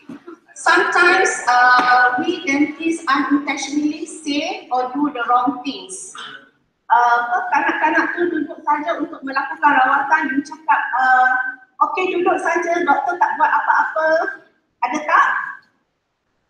Ataupun your assistant tengok kan, kanak-kanak tu takut, kata kita mari dek duduk, doktor tak buat apa-apa hari ni. Ataupun the parent will say, duduk saja doktor tak buat apa-apa. When the parent say like that, I will say, kalau saya tak boleh buat apa-apa, dan sila pulang sekarang. Because I say I will have to do something. That is the reason why you are here today. So do not use kalau doktor duduk saja doktor tak buat apa-apa. Ataupun kita kata stop crying is not going to hurt. Some children even the suction pun dia tak suka. Okay, so it is going to hurt. Okay, we condition the child to accept that it's going to be uncomfortable, but the child can overcome it. But when you say that it's not going to hurt, it's like you are not acknowledging the feelings of the patient. Excuse me, doctor. Yeah. 5 more minutes for presentation. Is it okay? I will try. Okay, thank you. Okay, I will just go very fast ya. Belum masuk lagi bab-bab yang best ya. Oh, hang on. Okay, eye contact, body contact, non-verbal communication by dentist ya. What is wrong with that picture? Too many people crowding the patient. And this one also, only one person, but the assistant is towering over the patient. Bila kita dekat bawah, kita nampak somebody towering is quite imposing, menakutkan. So when you are treating child patient, whatever patient, adult patient, try to be all seated. Jangan berdiri, ini over the patient. Okay. Dentist attire appearance, feeling attractive, no BO. What is BO? Body odor, ya, pakai wangi-wangian sedikit kerana kalau tidak you akan melemaskan your patient. Ya. Okay, you can sometimes we have attire like this ya, untuk kanak-kanak ya. You can go like that, but very hot, right? You can be like that also, tapi kalau ikat rambut, ya. This one kemas. Ya, kecantikannya adalah kemas dan kanak-kanak pun suka dia nampak friendly. Okay? Okay, I'll try dulu. Okay, ni saya treat kanak-kanak. I usually do not wear all the protective coat ataupun mask because they tend to scare the patient. Okay, so I just come as it is. Okay, parent management. This is a headache. For over 20 years, when I'm treating child patients, I just feel like, what kind of parents? Oh, itu anak-anak itu datang ke ibu bapa itu. Oh my God, ibu boleh headache satu hari. Yeah? Okay, so when we are talking about the pedodontic treatment triangle, we have the dentist, the parent, we have the patient, and the relationship is dynamic. Okay. Right, ni semua yang mengata dia tak suka parents tak suka kena keluar daripada surgery, ya. Because some dentists prefer the parent not to be in the surgery. Okay, advantages, especially for less than 3 years old, a child would want their parent to be next to her, ya. Help restrain the child, sometimes yang suka sepak, tak mau duduk diam. You ask the parent to pegangkan, ya. Okay, we just advantages of having parents out. Parents tend to repeat orders. Okay, so I tell the child, I said, adik buka mulut, and then the mother will say buka mulut, and then the father will say buka mulut, and then the pembantu will say buka mulut. So I thought, okay, saya dalam gua ke apa? Because I keep on hearing buka mulut, like that. Yeah, it's like echo. Okay. When you are the dentist, you are the boss in that surgery. Does not matter whether you are already graduated or you are even a mahasiswa. I was always tell you are the boss. You control your surgery, your clinical environment. So even though awak masih mahasiswa, the parent has to listen to you. Okay.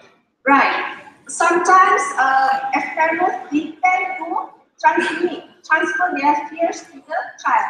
Dia akan cakap, dok sudah mahu dibagi injection ya? Saya kata yes. Oh adik, pegang tangan mami, pegang kuat-kuat adik. And the child is, oh my God, this is something for me to worry about. Okay, space limitation, if you are in like cubicles, very hard. This was when I was doing my masters, ya. Kadang-kadang, okay, this ada ibu sahaja. Kadang-kadang ada ayahnya, ada abangnya, kakaknya, and then you and your assistant cannot move already. You sit down, you cannot move. Yeah, so we said, okay, just seorang sahaja tinggal, yang lain semua duduk di waiting area. And also this one, when you have a parent in there, sometimes the child has to divide attention between the parent and the dentist, macam ibu ni. Yeah, this was my postgraduate. Dia tak boleh nak kawal ke clinical environment dia. Saya cakap pada ibu dia, Wan, sila duduk di tepi sahaja, biar kami saja yang manage. Because when she is there, each time the patient nak kena buat injection, dia just macam tutup mata, jangan tengok, kalau takut jangan tengok. Okay, remove the word takut, remove the word sakit from your environment. Yeah, okay. You cannot use voice intonation. Ya, bila saya kata diam, duduk diam, and then ibunya di sebelah dah sudah mau menangis. Because I spoil the child. Yeah, okay. A lot of the times we also more relaxed when the parents are not in surgery. Okay, anyway, you can have the parents in the surgery. We like the parents to be in the surgery to watch how we work. Okay, but an ideal parent will just sit down, tengok sahaja. Kalau ada any question, you can ask after the treatment. Okay. This was my patient treated by an undergraduate. Dia datang, sudah lunch and everything, angkat tangan, put the mouth prop, put Ramadan in, dia tidur. After 2 hours, okay, bye-bye, sudah buat, okay, bye-bye. So he came to us for spa. Yeah, it's like for spa. Okay, thank you very much. With applause to Dr. Alida. Thank you, Dr. for the informative knowledge and sharing about management behavioral to pediatric patient. That will be for us, for the dentist or for operator, be calm when we meet pediatric patient, and then limit the time. And also we need helping from parents. Parents is important, and please pay attention with expression skill of your patient. For the last speaker, is Dr. Susan, will be presented about student mobility program in Universiti Kenbangsaan Malaysia. Time is yours, and let me remind, if your time is 30 minutes, Doc. Yes. Yeah. Thank you. Right. Good morning, everyone. Thank you for having us here today. We would like to take this opportunity to thank Dr. Budi and his team for inviting us here. Dr. Budi and his 3 Charlie Angels has been accompanying us around Semarang yesterday. We are very grateful because you guys have been very gracious hosts. And we are very worried because we do not know whether we could reciprocate your hospitality when you come to Malaysia later, see? So because me and Dr. Alida were thinking, where should we bring them there, see? Because we have been enjoying your food. Yeah, we ate a lot, right, Dr. Alida? Yeah. So if you're expecting to see this lady there, I'm so sorry, this is what you get. That's the power of Photoshop. So you only get this here. Yeah. Okay. So I'm not going to give you a lecture. The thing is, I find it very difficult for me to look at the screen and talking to you at the same time. So can I just get myself to go over there? And at that time, I can control the laptop as well. Okay? And Ms. Moderator, kindly please remind me, because the moment a lecturer gets a mic, it is very dangerous. We can't stop ourselves. We'll keep talking and talking and talking and talking. Okay? So, yeah. So I'm not going to give you any lecture. It will be more of sharing what we do in UKM and what you could do with us if you were to come to UKM. Okay? So in UKM we have student mobility program. Yes. Boleh. Just put a presentation. Yep, that will do. Yeah. So selamat datang. I'm sure here you guys also use selamat datang. Kita kan seruput, yeah. Okay. So I will just show you which website for you to go if you want to Google for more information. So you can go to UKM UKM Global website, right? So in this website you will see messages for future and current international students. So we in UKM, we welcome students from abroad, from all countries from all over the world, and you can join us for 3 programs. So basically, you can be a full-time student. You can join our Faculty of Dentistry. Our dentistry course is 5 years, bachelor course that will give you a Doctor of Dental Surgery. For international students, our fees is about 400,000 ringgit Malaysia for 5 years. For 5 years. Okay, dentistry is expensive, yeah? Okay. Masters in research, that's 2 years, that's how much? 32,000 ringgit Malaysia. And then we have offshore, and we have a lot of programs. So I'm sure with this LOI later, we'll see what we can do in terms of the fees, but we can't promise, okay? So you can be our full-time student, or you can join us part-time. Part-time, you can either do semester exchange. Semester exchange, you can come and join us for 1 or 2 semesters, or you can do summer program. Summer program is a short-term program, 1 or 2 weeks, maximum 4 weeks. Okay, right. Okay. So for semester exchange program, I'm so sorry. Is the word clear to you? Because I'm trying to put in the number which you can call, because I don't want all of you to call me, you call this number, okay, and the website is exchange@ukm.edu.my if you want to email them for more information on semester exchange.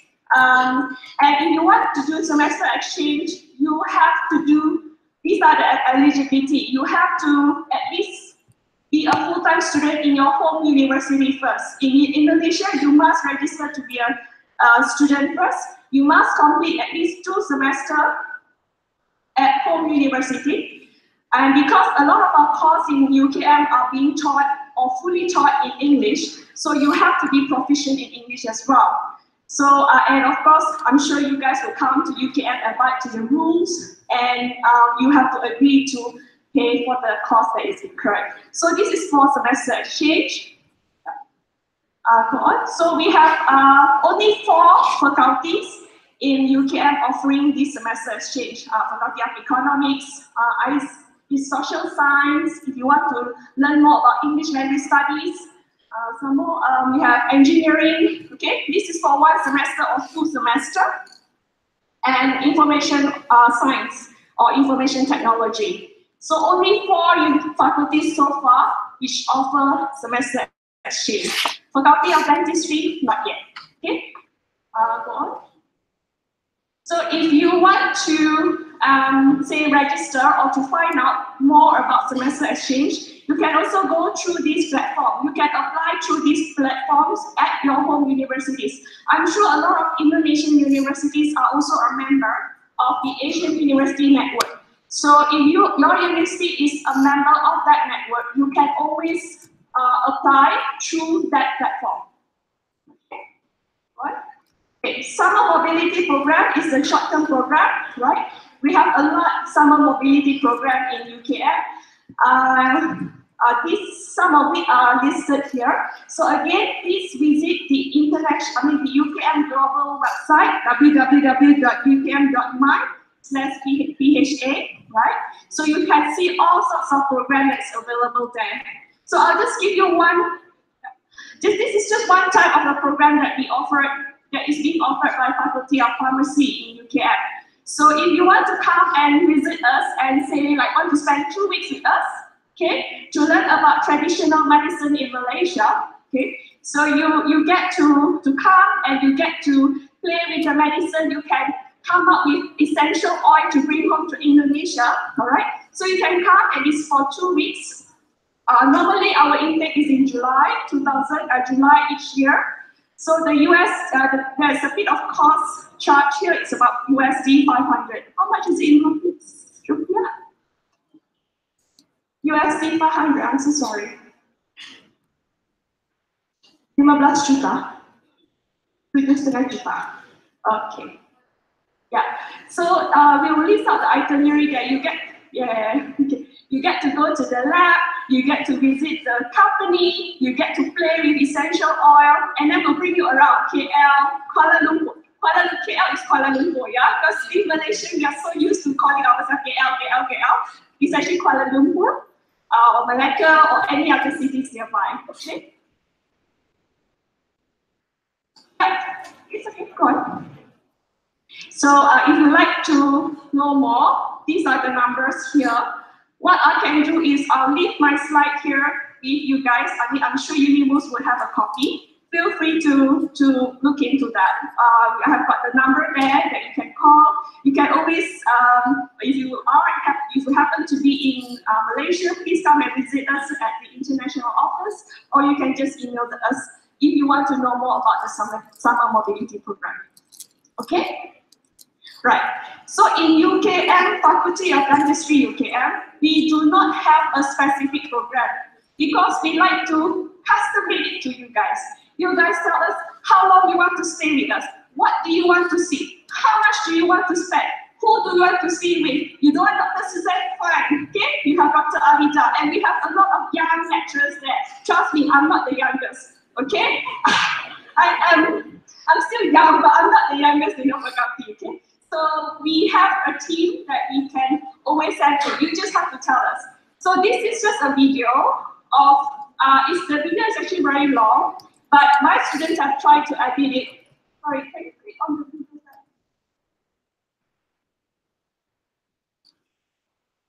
Boleh? Enggak boleh. Enggak bisa. Bisa.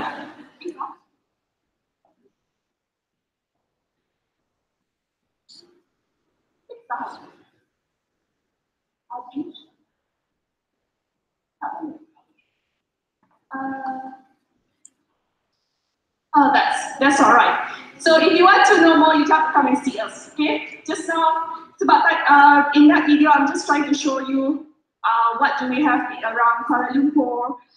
What do we have in our school? Okay? So it doesn't really matter. If you can play, you can play. If not, then you need to come and see us. Then we'll bring you around. Okay? Go on. So we do send students out to visit universities around the world. But so far, we have only visited the Southeast Asian universities. So the latest was the Universitas Trisakti Jakarta, Indonesia. Our students went there, and we visited Chulalongkorn and the national, basically our neighboring countries. Where should we start? We should start with our neighboring countries, right? Okay, so we also work together with a lot of industrial partners. Our industrial partners, like for example, Dentsply Incorporation, Dentsply Sirona, or GSK, the Oral-B, the toothpaste companies, companies that supply dental products. We send our students for internship. Our students get to join their event. This is part of our outbound mobility program. And one of our students, I think she recently came to Jakarta under the Asian Youth Volunteer Program. So we do cooperate with NGOs or non-governmental organizations, and some organizations, dental association in Malaysia, to send our students out as our mobility program. Okay? For inbound international academic visits, very recently, was it last week, Dr. Anita, that we have delegates from Universiti Lambung Mangkurat, Sulawesi. Betul ke? ULM kan? Lambung or Lambung. Yeah. So they came to see us. We bring them around, but they spend maybe 2 days, only 2 or 3 days so far in Faculty of Dentistry UKM. So I think they had a good time with Dr. Alida. Dr. Alida has been bringing them around, right? Dr. Alida kan PRO, Public Relations Officer. Okay. We also have students from Hong Kong University. They came over and actually sebenarnya itu video tak boleh main juga ya. Misalnya mas. Boleh. Yeah, so we are just showing that they actually joined us with our community program. They went to where did they go? They went to a kinder. We call it Tadika, which is the preschool. We call it kindergarten. Preschool. Before you go into your elementary school, yeah. So they join us there when we do our oral health education, our community service there. Okay. So actually, I'm trying to show you that they are excited people, but it's not playing. Right, yeah, see, come and join us because you see our students, our students very often out from UKM because we don't want to see our students, so we send them out, right? So we send them to, like, recently we sent them to Tadung Hills.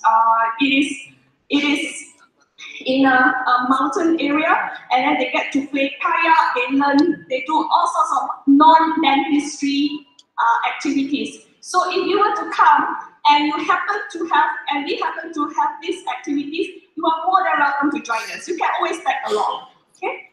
Or we like to, of course, we have got harins, dance, and this is the photo on your bottom right, that is our raincoat run. So we dress in a raincoat, and then we run, and then we have our firefighters spraying water at us, huge water, okay? So we have it every year, once every year. So if you happen to come and see us during that time, you are more than welcome to join us, run together with us. Okay? So, ini tak boleh lah juga ya. Okay. So colloquium. Okay. I'm just gonna highlight to you. Okay. I'm gonna finish soon. I know that I stand between lecture and lunch time, so I'm gonna finish soon. So these are the activities that we do throughout the year, and most of the time, these activities we do on certain month. So if you want to come on that month, most likely you'll be able to join us in this activity. So we have UKM Dental Student Colloquium. UKM Dental Student Colloquium is at our annual event where our students, our final year students, present their research projects. The project they have done or carried out for 2 years, they present in a day, it's a day event in the colloquium. And our year 4 and year 3 students, we have activities for them too. For example, table clinic. So next year in 2019, March 2019, our colloquium would not be just one day. We are going to have a week event together with our innovation day and all that. So if you were to come during that time, then you can see a lot of activities. So you can come and join us if you want. March 2019, we'll tell you the dates later if you want to. Okay? Or if you come around May and June, we will have our annual dinner. So our annual dinner usually with themes, right? So this theme, that was in 2017. Last year our theme was Semarang. Semarang, tahu tu Semarang? Horror movie, yeah? So we have got students, lecturers. Can you see our dean? Can you see where our dean is? Can you tunjuk?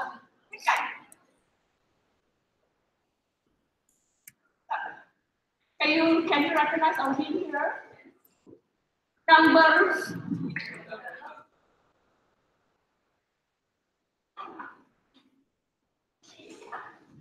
We all will make up, dress up, and come. Right? So I will tell my students, horror theme lecturers no need to make up. We are horrifying for you guys. Guys, we can come as ourselves. So zombie team walking that thing. And this event is actually a fundraising or charity fundraising event, where the contribution is going to what we have an association, Cleft Lip and Palate Association in Malaysia, CLAPA. So whatever that we raise during that event will go, some part of it will be donated to the charity. Okay, go on. Okay, so throughout the years, I think once every month at least, because we are quite active with our community services and outreach program.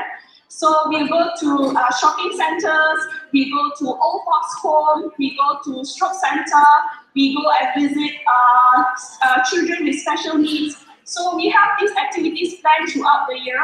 And if you were to join us, we can always make that activity as part of your mobility program. Okay, so yeah, so this is like, for example, we went and visit stroke center. What we do is we talk to them, we communicate. Sometimes we even send our students to go and clean up old folks' home, right? And also, of course, at the same time, we are trying to actually give dental education to this group of communities. So we do a lot of, and this is orang asli. Orang asli in Malaysia is actually indigenous community. So di Indonesia nya panggilnya apa? Indigenous community. So we do visit them quite often to give our services and education. So we will go to old folks home and all that. Okay. So this is like a Takwim. Takwim is like the program that we schedule throughout the year. Okay, so you can visit us. You can see that September, October, December, we have lined up quite a lot of program already. So January, March, April, there's about 4 or 5 programs lined up throughout that period in time. So this is by our UKM DANSTA. UKM DANSTA is UKM Dental Student Association. So DANSTA UKM is actually very active. So our students like to go out. Itu je sebenarnya, okay? They like to go out. Right. Okay. This is my last slide. Okay, I promise last slide. That's the 30 minutes, right? So when you give young people and talk, we talk very fast, and we finish it on time, right? Okay.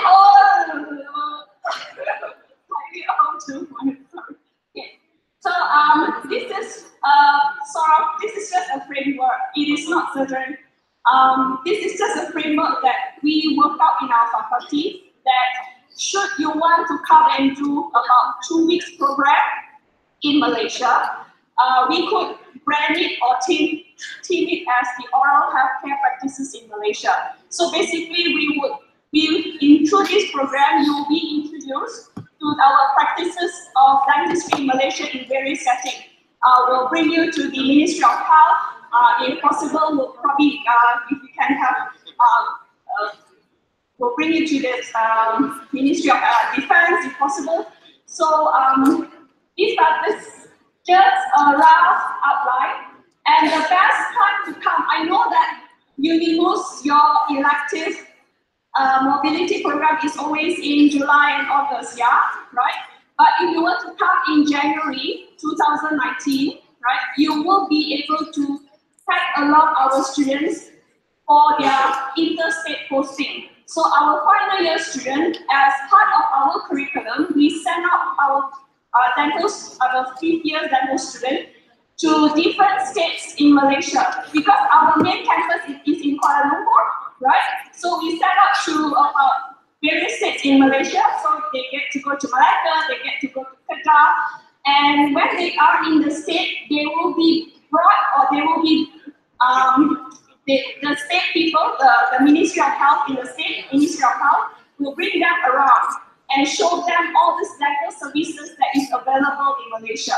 Okay, so if you want to come, okay, this is me doing iklan, yeah, promoting you guys to come. Okay, so first day, you'll probably see Dr. Alida and maybe me and maybe Dr. Dekan, kalau Dekan tak sibuk.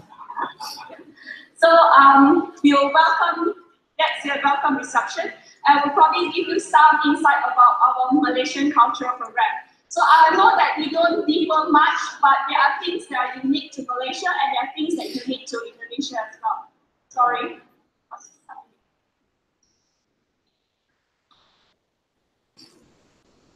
It's all right.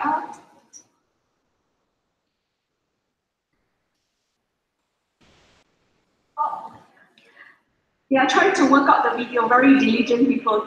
Tidak mudah putus asa. Then. So this is just to show, this we are very proud of KLCC, Kuala Lumpur Twin Tower. Menara Berkembang Kuala Lumpur used to be the tallest building in the world, but we are still #1 in the Twin Tower. We have not only one, we have 2 Twin Tower. So this is around KL. This is a bit about our campus, a sneak peek on our campus. So we are situated in the heart of Kuala Lumpur. So this is our dean's office.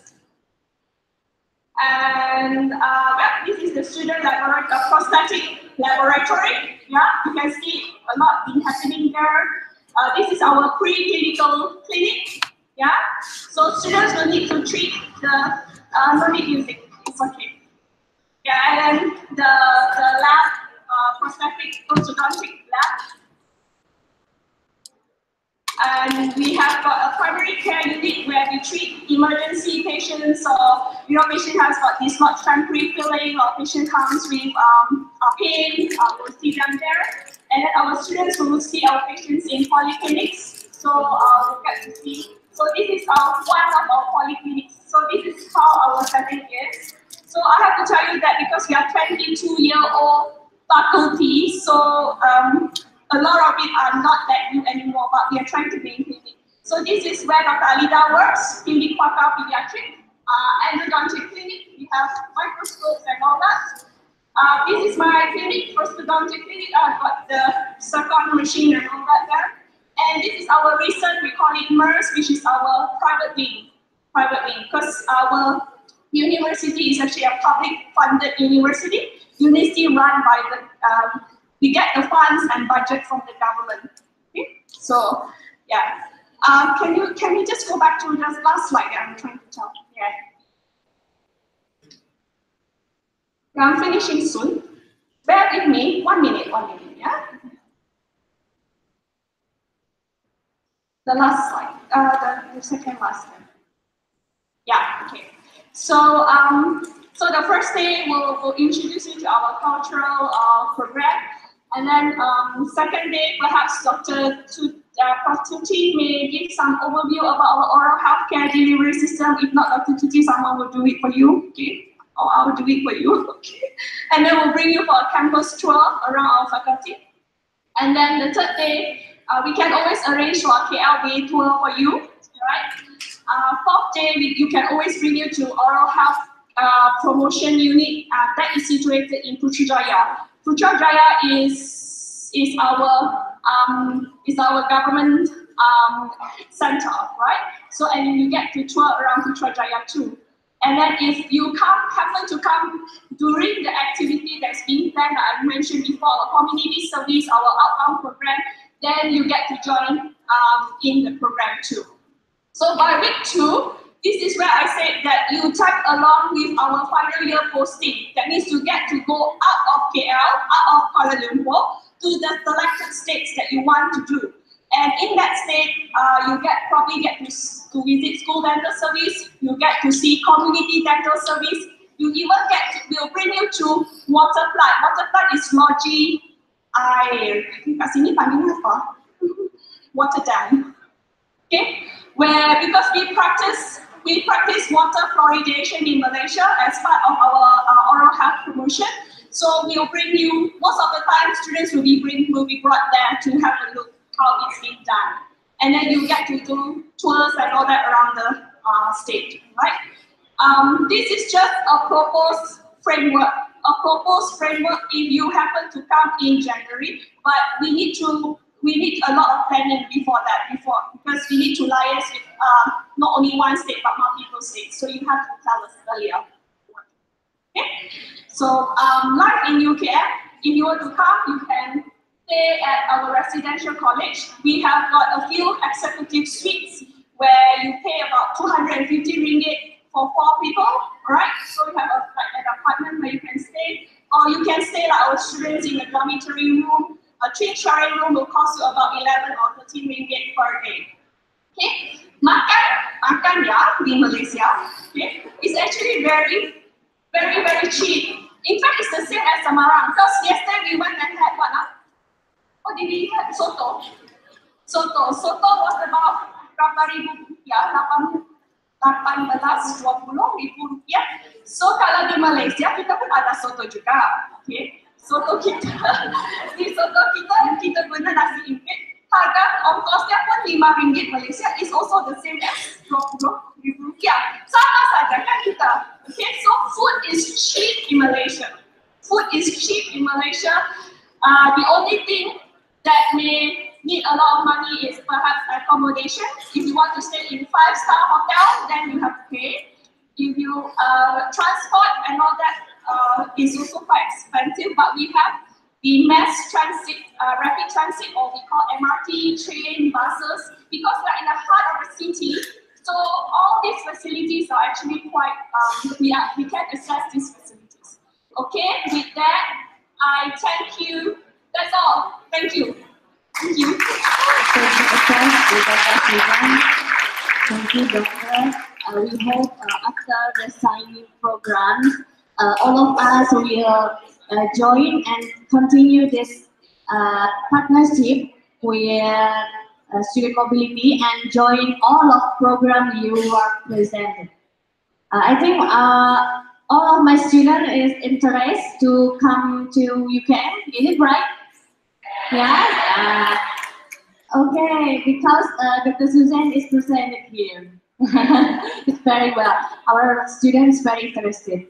Thank you, Doc. Okay, it's time to Q&A session.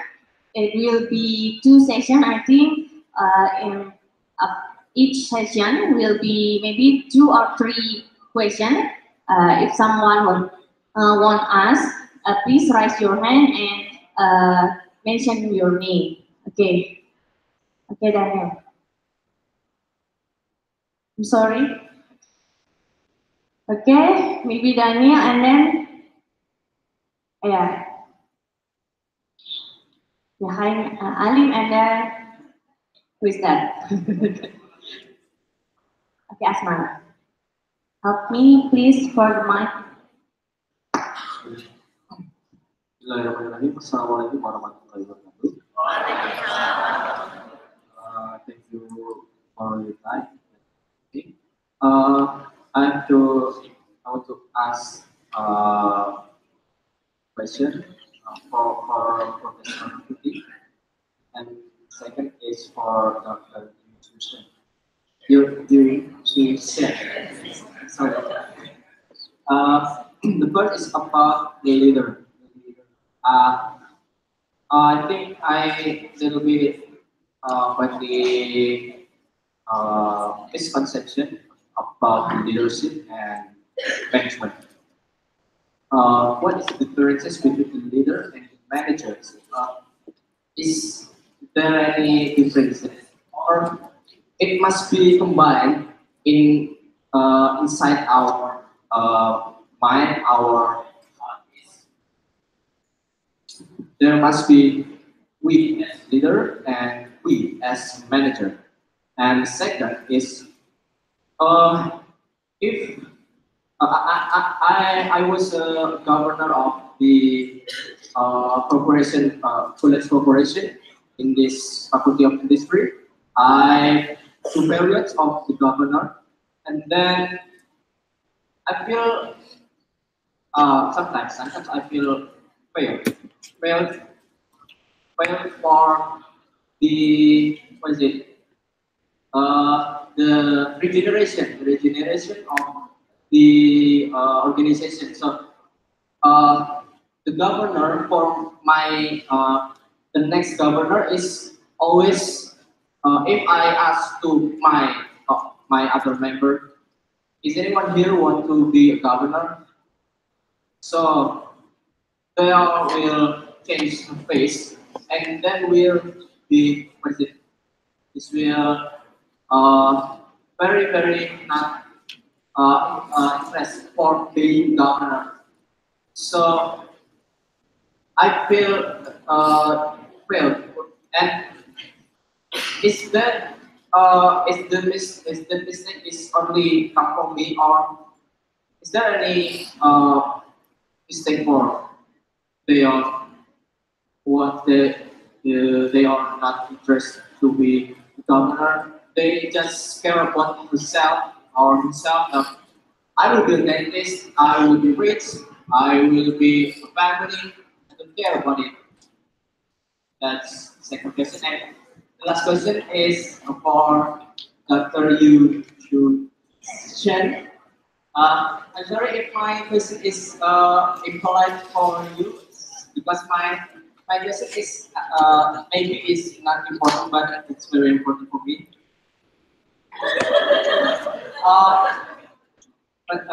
Maybe it's not important for others, but very important for me. I heard that you as a speakers, the intonation of the speak of your speech is very clear, and I very pleased. Did you have any practice for being a good speaker? Because I don't just want to be just a dentist. I just want to be a good speaker. Thank you.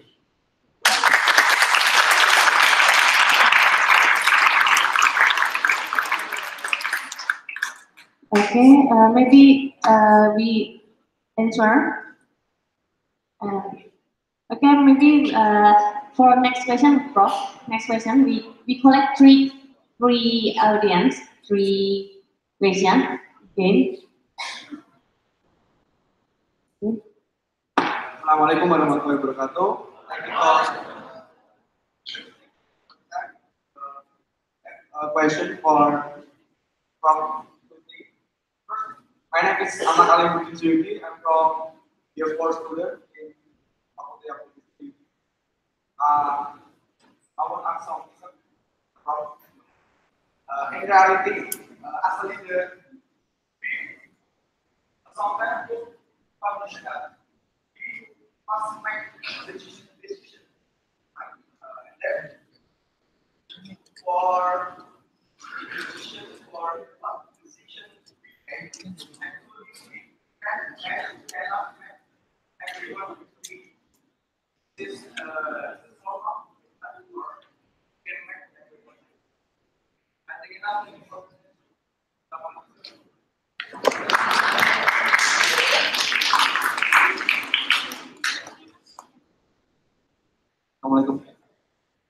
Assalamualaikum warahmatullahi wabarakatuh.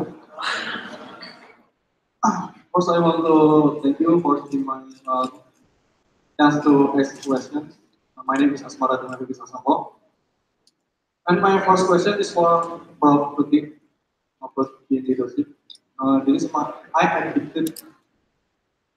I understand this question from the story of Wayang Kulit Indonesia, the story of Kurawa and Pandawa story. In their kingdom, there is two candidates for become the next king. The first candidate is the Kurawa's father. He is ambitious. He is strong. He is not clever enough. He is emotionally and he is blind. And I think how can a blind people become a leader when he work when to work he is hard to work for himself? How can he be a leader for another people? And the second candidate is Pandawa's father. He is good enough, he is clever enough, but he is not strong enough. And then again, the bad for him is he is easy to manipulate when he make a choice. And my question is, if we are the people in the kingdom, what do you think? Do you want to choose the first candidate or the second candidate? That's for Prof. Rudy. And my second question is, from Dr. Alida. What do you think about giving children prizes like a chocolate, candies, or ice cream? Is it good enough or not? Because when I think it makes child is addicted to chocolate, candies, and ice cream. It's okay when we have enough chocolate or candies and ice cream, but when we don't have that anymore, and then the children doesn't want to talk, what do you think? Okay. Thank you.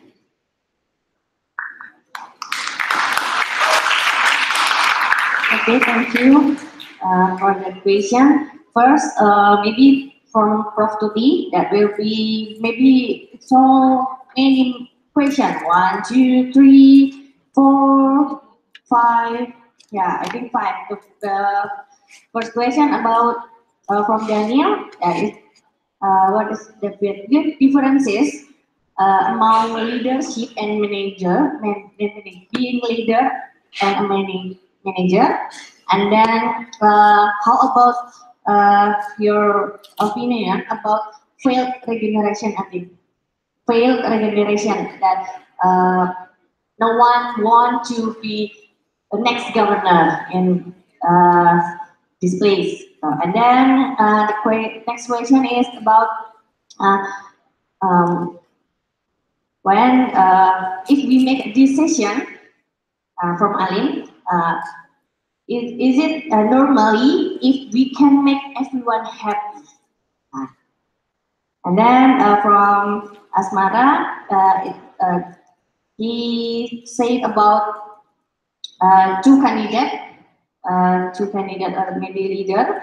That is Kurawa and Pandawa. Kurawa is strong, kuat, and then emotionally and maybe blind, right? And then the other one is Pandawa. Pandawa is clever, good enough, but not strong like Kurawa. I think we can answer.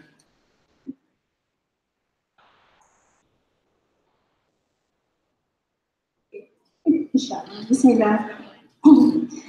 Thank you for the wonderful questions, especially from such young people. Alhamdulillah, I'm happy to get the questions. I try to answer the best of my ability, inshallah. The first question asking about the difference between leadership and leaders and managers, right? Leaders and managers.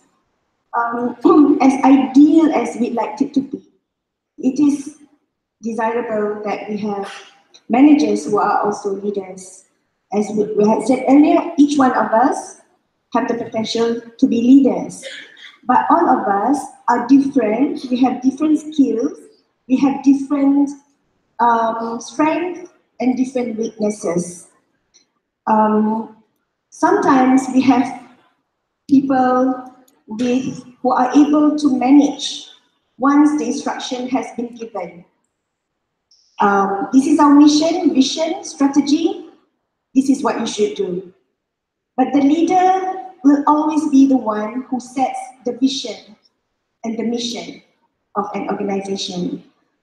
And most of the time, at the end of the day, if something goes wrong, it is the leader who will be made responsible. Okay? Not all managers are good leaders. Not everyone has the talent to be good leaders, but the potential is there and can be trained. Did I answer your question?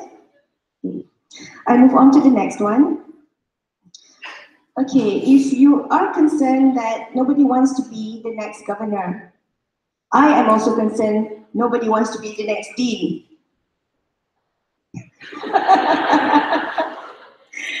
I would say that it is very common that there are people who do not want to take responsibility and hold a position. Perhaps they feel they are not ready, that they lack certain capabilities, but perhaps some of us want to focus on other things than being a leader. Like for students, you want to excel in your studies. You want to spend more time studying, or you want to have your sports or anything, other things that you like. You do not want to be tied down. It is common, but what is a good practice is to have a succession plan. Meaning, among us, we will have identified a few people who may have the potential, the talent, and then we can start training as a leader or a dean or a governor. You can have already give some people some of the responsibilities and give them exposure. You know, like sometimes, maybe next time Dr. Alida will come here without me. So she's preparing to be dean. So something like that. You get somebody, expose them, meet other people, get excited.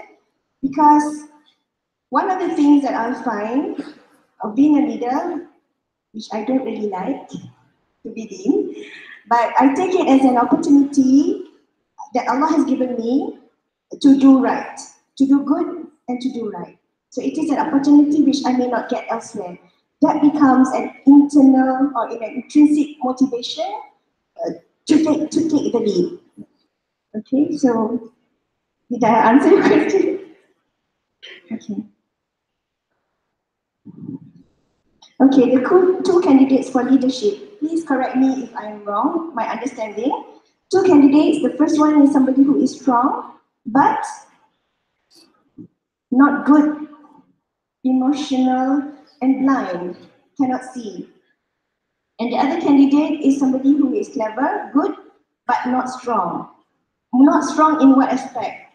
Physical or integrity?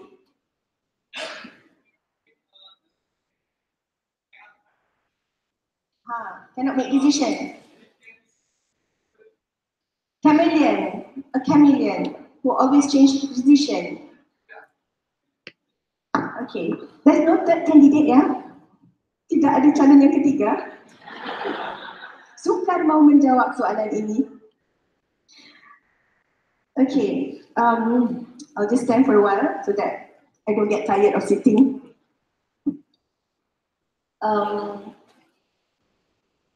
You know, in Islam, if you have two candidates who are Muslims, one is not necessarily a good abid, you know, or not a good alim, but he is strong.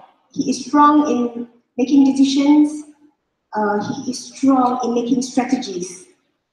But you have another candidate who goes for fasting, berpuasa sering, bangun malam dan bertahajud, Qurannya Masya Allah, tetapi dia seseorang yang not strong ya. Di antara kedua kandidat ini biasanya kita akan pilih yang mana? The stronger one. Walaupun deannya tidak sekuat kandidat yang satu lagi. Ya? Walaupun kandidat yang satu lagi ibadatnya itu semua alhamdulillah, tetapi tidak mampu untuk menjaga kesejahteraan. Not when you are a leader, you take care of people under you. You have to be strong mentally, emotionally, spiritually. Even if when you take that responsibility, you're not strong yet, believe me, after 5 years or 10 years, you will not be the same person as you were when you had started. But you must always turn to Allah to help for guidance, to make the right decision, and never give up throughout your journey. I know I'm not answering your question. I do not know the answer. Between the two, I'm asking for a third candidate.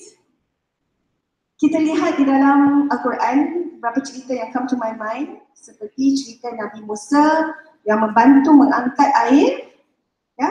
And siapa itu yang anak siapa yang anak perempuan itu yang ditolongnya itu siapa? Yang terus berkenan menjadikannya pekerja, ya. Nabi apa? Nabi Syuaib. Is it Nabi Syuaib? Maybe. Okay, Nabi Musa membantu 2 orang gadis mengangkat air sampai ke rumah. Kerana gadis-gadis itu menunggu mau mengangkat air, tetapi terlalu ramai orang lelaki di situ. Gadis-gadis itu malu. Jadi Nabi Musa menolong dan bawa ke rumah. Dan anaknya berkata kepada bapanya Nabi Syuaib, Ayahanda, why not we take this young man to work with you? He is strong. So strength, when I say strength is important, even physical strength, health-wise is important in a leader. So do not underestimate that. And another story that I can think of is Nabi Yusuf. I think in Surah Yusuf, Surah ke-12, ayatnya sekitar 55 kalau saya tak silap, di mana Nabi Yusuf setelah keluar daripada penjara, menawarkan dirinya untuk menjadi accountant, Minister of Finance di Mesir pada ketika itu. Dan dia diambil kerana dia ada 2 karakter. Yang satunya ialah dia competent, dia tahu mengenai perkara itu. Dan kedua ialah dia ikhlas untuk melakukan kerja. Boleh dipercayai dan ikhlas. I know I do not answer your question, but I think I will stop there. Thank you. That's all right for me.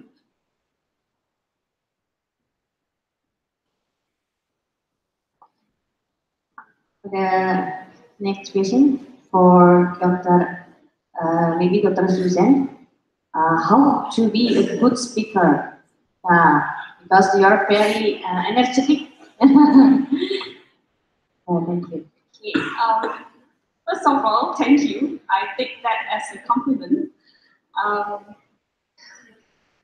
I suppose it is part of my job. I have been a lecturer for 12 years, so you can guess how old am I, right? So, and before that, I spent 5 years in dentistry and in UCAM. As part of their training, we do a lot of presentation. We are encouraged to present our case in front of patients. Every patient that we see, we will need to present. And we need to go up to the stage at our final year. Remember when I talk about the dental UKM dental student colloquium, right? We need to go up to the stage and address not only the students, but our lecturers and also the VIPs, yeah? But I have to say that it comes with practice. I don't come out like this. And of course, I had coffee in the morning, that helps too. Coffee, you know, it gets you hyper excited. Okay. So, yeah, so it comes with practice. And you only with practice, you get to your confidence. Yeah. And the fact that you are the first one to pick up your hand to ask questions, that's a good sign there. Okay? Because you are willing to ask questions in front of outsider, which is us, yeah, and also among how many of you here? About 300 of you here? 300. See? Yeah, yeah. So I don't go to any formal public speaking schools. All I can say is that it's part of my work and it's part of my training. It's just that you just need to keep talking. See, once I hold the microphone, I can't stop. Thank you. It becomes a disease later. Okay, I have to be stopped. Thank you. Okay, thank you, Dad. And then for Dr. Alida, it is about candy, right? Okay, Asmara, you asked to Dr. Alida. Is it clear? Can you mention again about the question more clearly? Please help me to give the mic to Asmara. About candy, maybe it can be in bahasa dong. Yeah, it can be in bahasa, so that we can understand clearly. Okay, I'm so sorry if my English not good enough. Maksud saya ketika kita memberikan hadiah pada seseorang anak, itu kan menjadikan anak itu jadi kecanduan terhadap hadiah tersebut. Kemudian ketika kita sudah tidak mempunyai bagi hadiah untuk anak tersebut, anak itu kan jadi tidak mau untuk datang lagi melakukan perawatan. Terus itu bagaimana kemenangan? Apakah itu sebenarnya memberi hadiah itu memerlukan hal yang baik? Our dog, is it clear?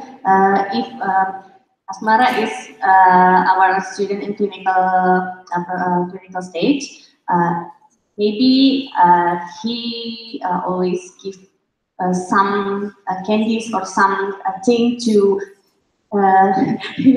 to the patient, and then if Asmara don't have anything to give the patient, and then the patient do not want to go treatment and maybe not cooperate again, gitu. So what should we do, gitu?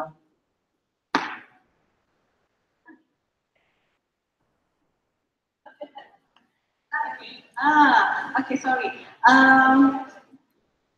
Okay, with children, ya, pesakit kanak-kanak, ya, sebenarnya mereka agak simple, ya.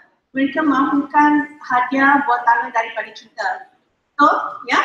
Tetapi kesilapan yang kita lakukan ialah masa patient tu datang sebelum buat apa-apa lagi, kita sudah bagi, okay adik, ini hadiahnya, adik nanti ini stikernya, ya.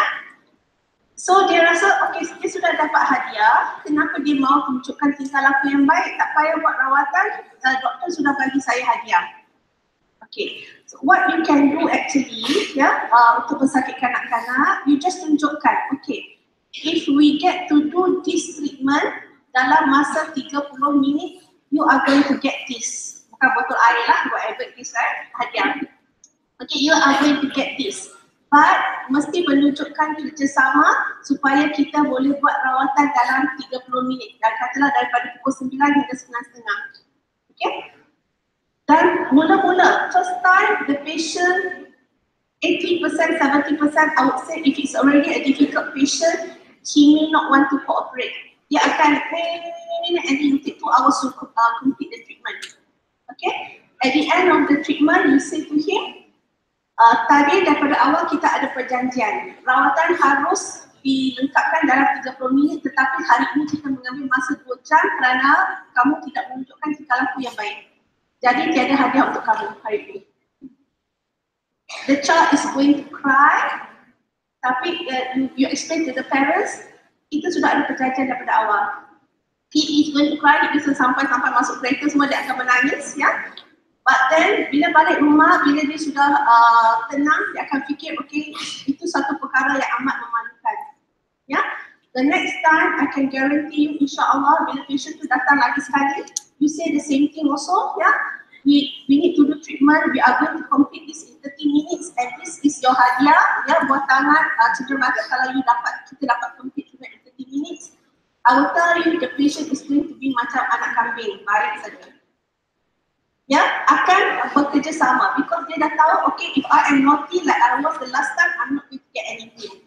But if I show good behavior, we get to complete the treatment within 30 minutes today, I'm going to get something.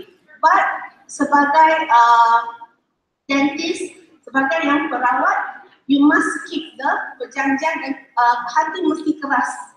Jangan bila you tengok dia menangis-nangis and then you kata, okay lah, ambil lah, no, ya. You keep to the perjanjian kita. Okay? You get the... Okay, thank you, Doc. For maybe if we go to next session, is it maybe 2 or 3 questions again? Yes, who's Tari? Yeah, please. Just one, maybe, yeah. One more, Tari. Tari, one question, just one question. Yeah. The time is very limited. I know that we have to praise you. Just one question.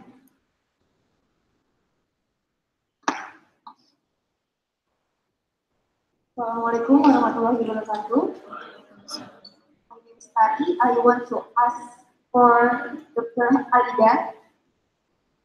Dr. Hadia, how do you think about use ethyl chloride as a topical anesthetic for children?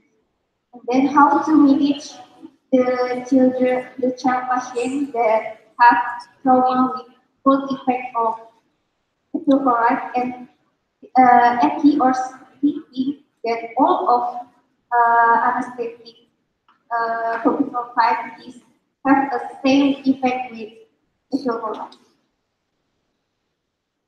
Is it clear, Doc? Yeah, maybe you can ethical chloride. Yeah, for the anesthesia between. Can you How do you mention think that? about use ethyl chloride as topical anesthetic and how to manage the patients that have trauma with full effect of ethyl chloride? Yeah, maybe you can directly jump. Yeah. Okay. Ethyl chloride. We normally, not we normally. I personally, I do not use it. Okay. Melainkan kalau kata mau check pulse sensitivity testing. Okay. Because ethyl chloride is just you spray, sejuk, kanak-kanak tu terkejut, terus tutup mulut. And then the effect is not that tidak berapa effective. Kalau kata gigi very mobile, very loose, I would actually use the topical LA. Yeah, topical LA 20% benzocaine is very effective. If you want to just pull out the tooth, leave it for a few minutes. Use piece of tissue paper and just pull it out. It is more effective than ethyl chloride. Yeah. Right. Okay, thank you, Prof. Tuti, Dr. Arida, and Dr. Susan. This is finally we come to the end of presentation. Our presentation, our meeting should be finished. I'm so sad, Prof. That maybe we can meet again in another meeting. Hopefully, this lecture and this all of information is beneficial for us, and we hope all of us can join in UKM with so much program that's very interesting. Yeah. So thank you, and I hope all of you happy in Indonesia and in Semarang. And then see you for another meeting. Thank you. Give applause to our speaker to represent Malaysia.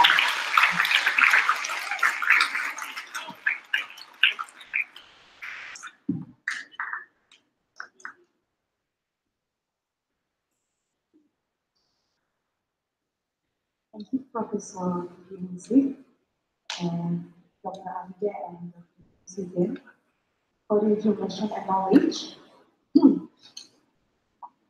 May all of us get the value and benefit from it.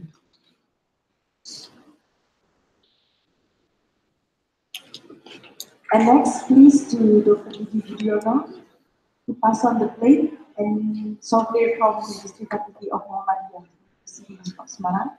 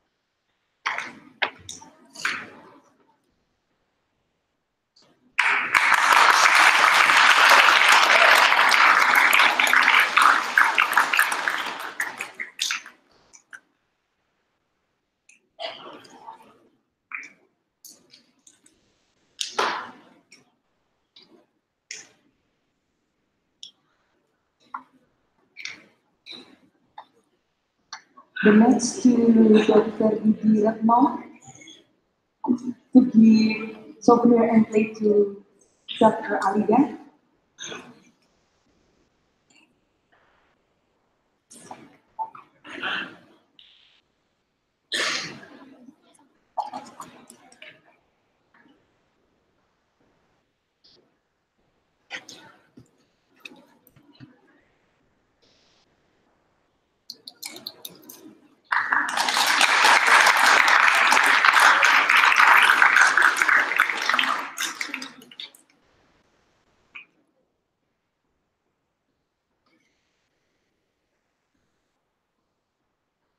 And another one is to Dr. Didi Hayu for giving souvenir and plate to Dr. Susie.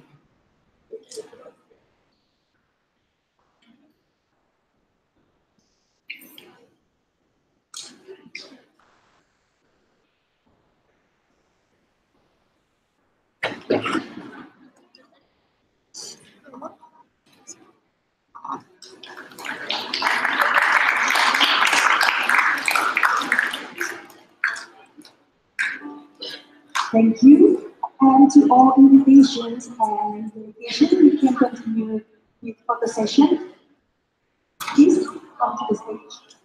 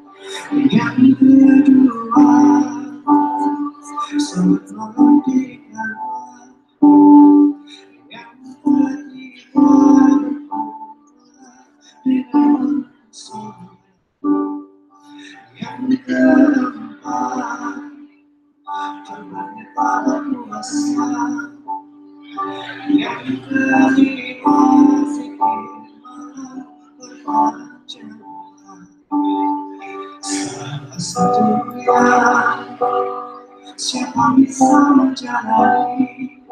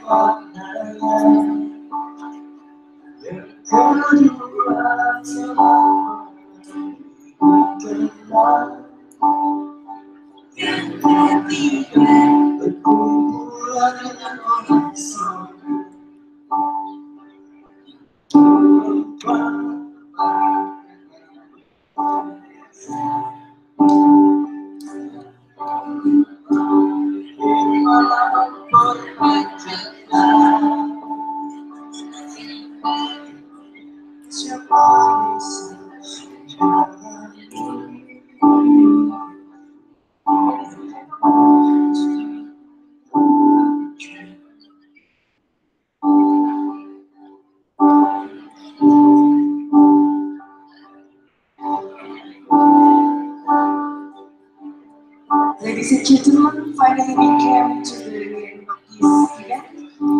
To close this event, let's recite Hamdalah.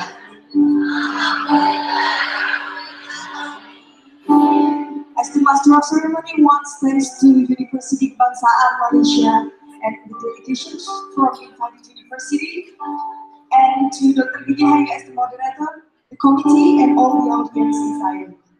May what we have conducted will be useful for us. Amen. And you've been guided at this event. I made mistakes. I ask for your apology. Thank you. After this, for the last week, we would like to please the speakers and the delegations to our luncheon, which has especially prepared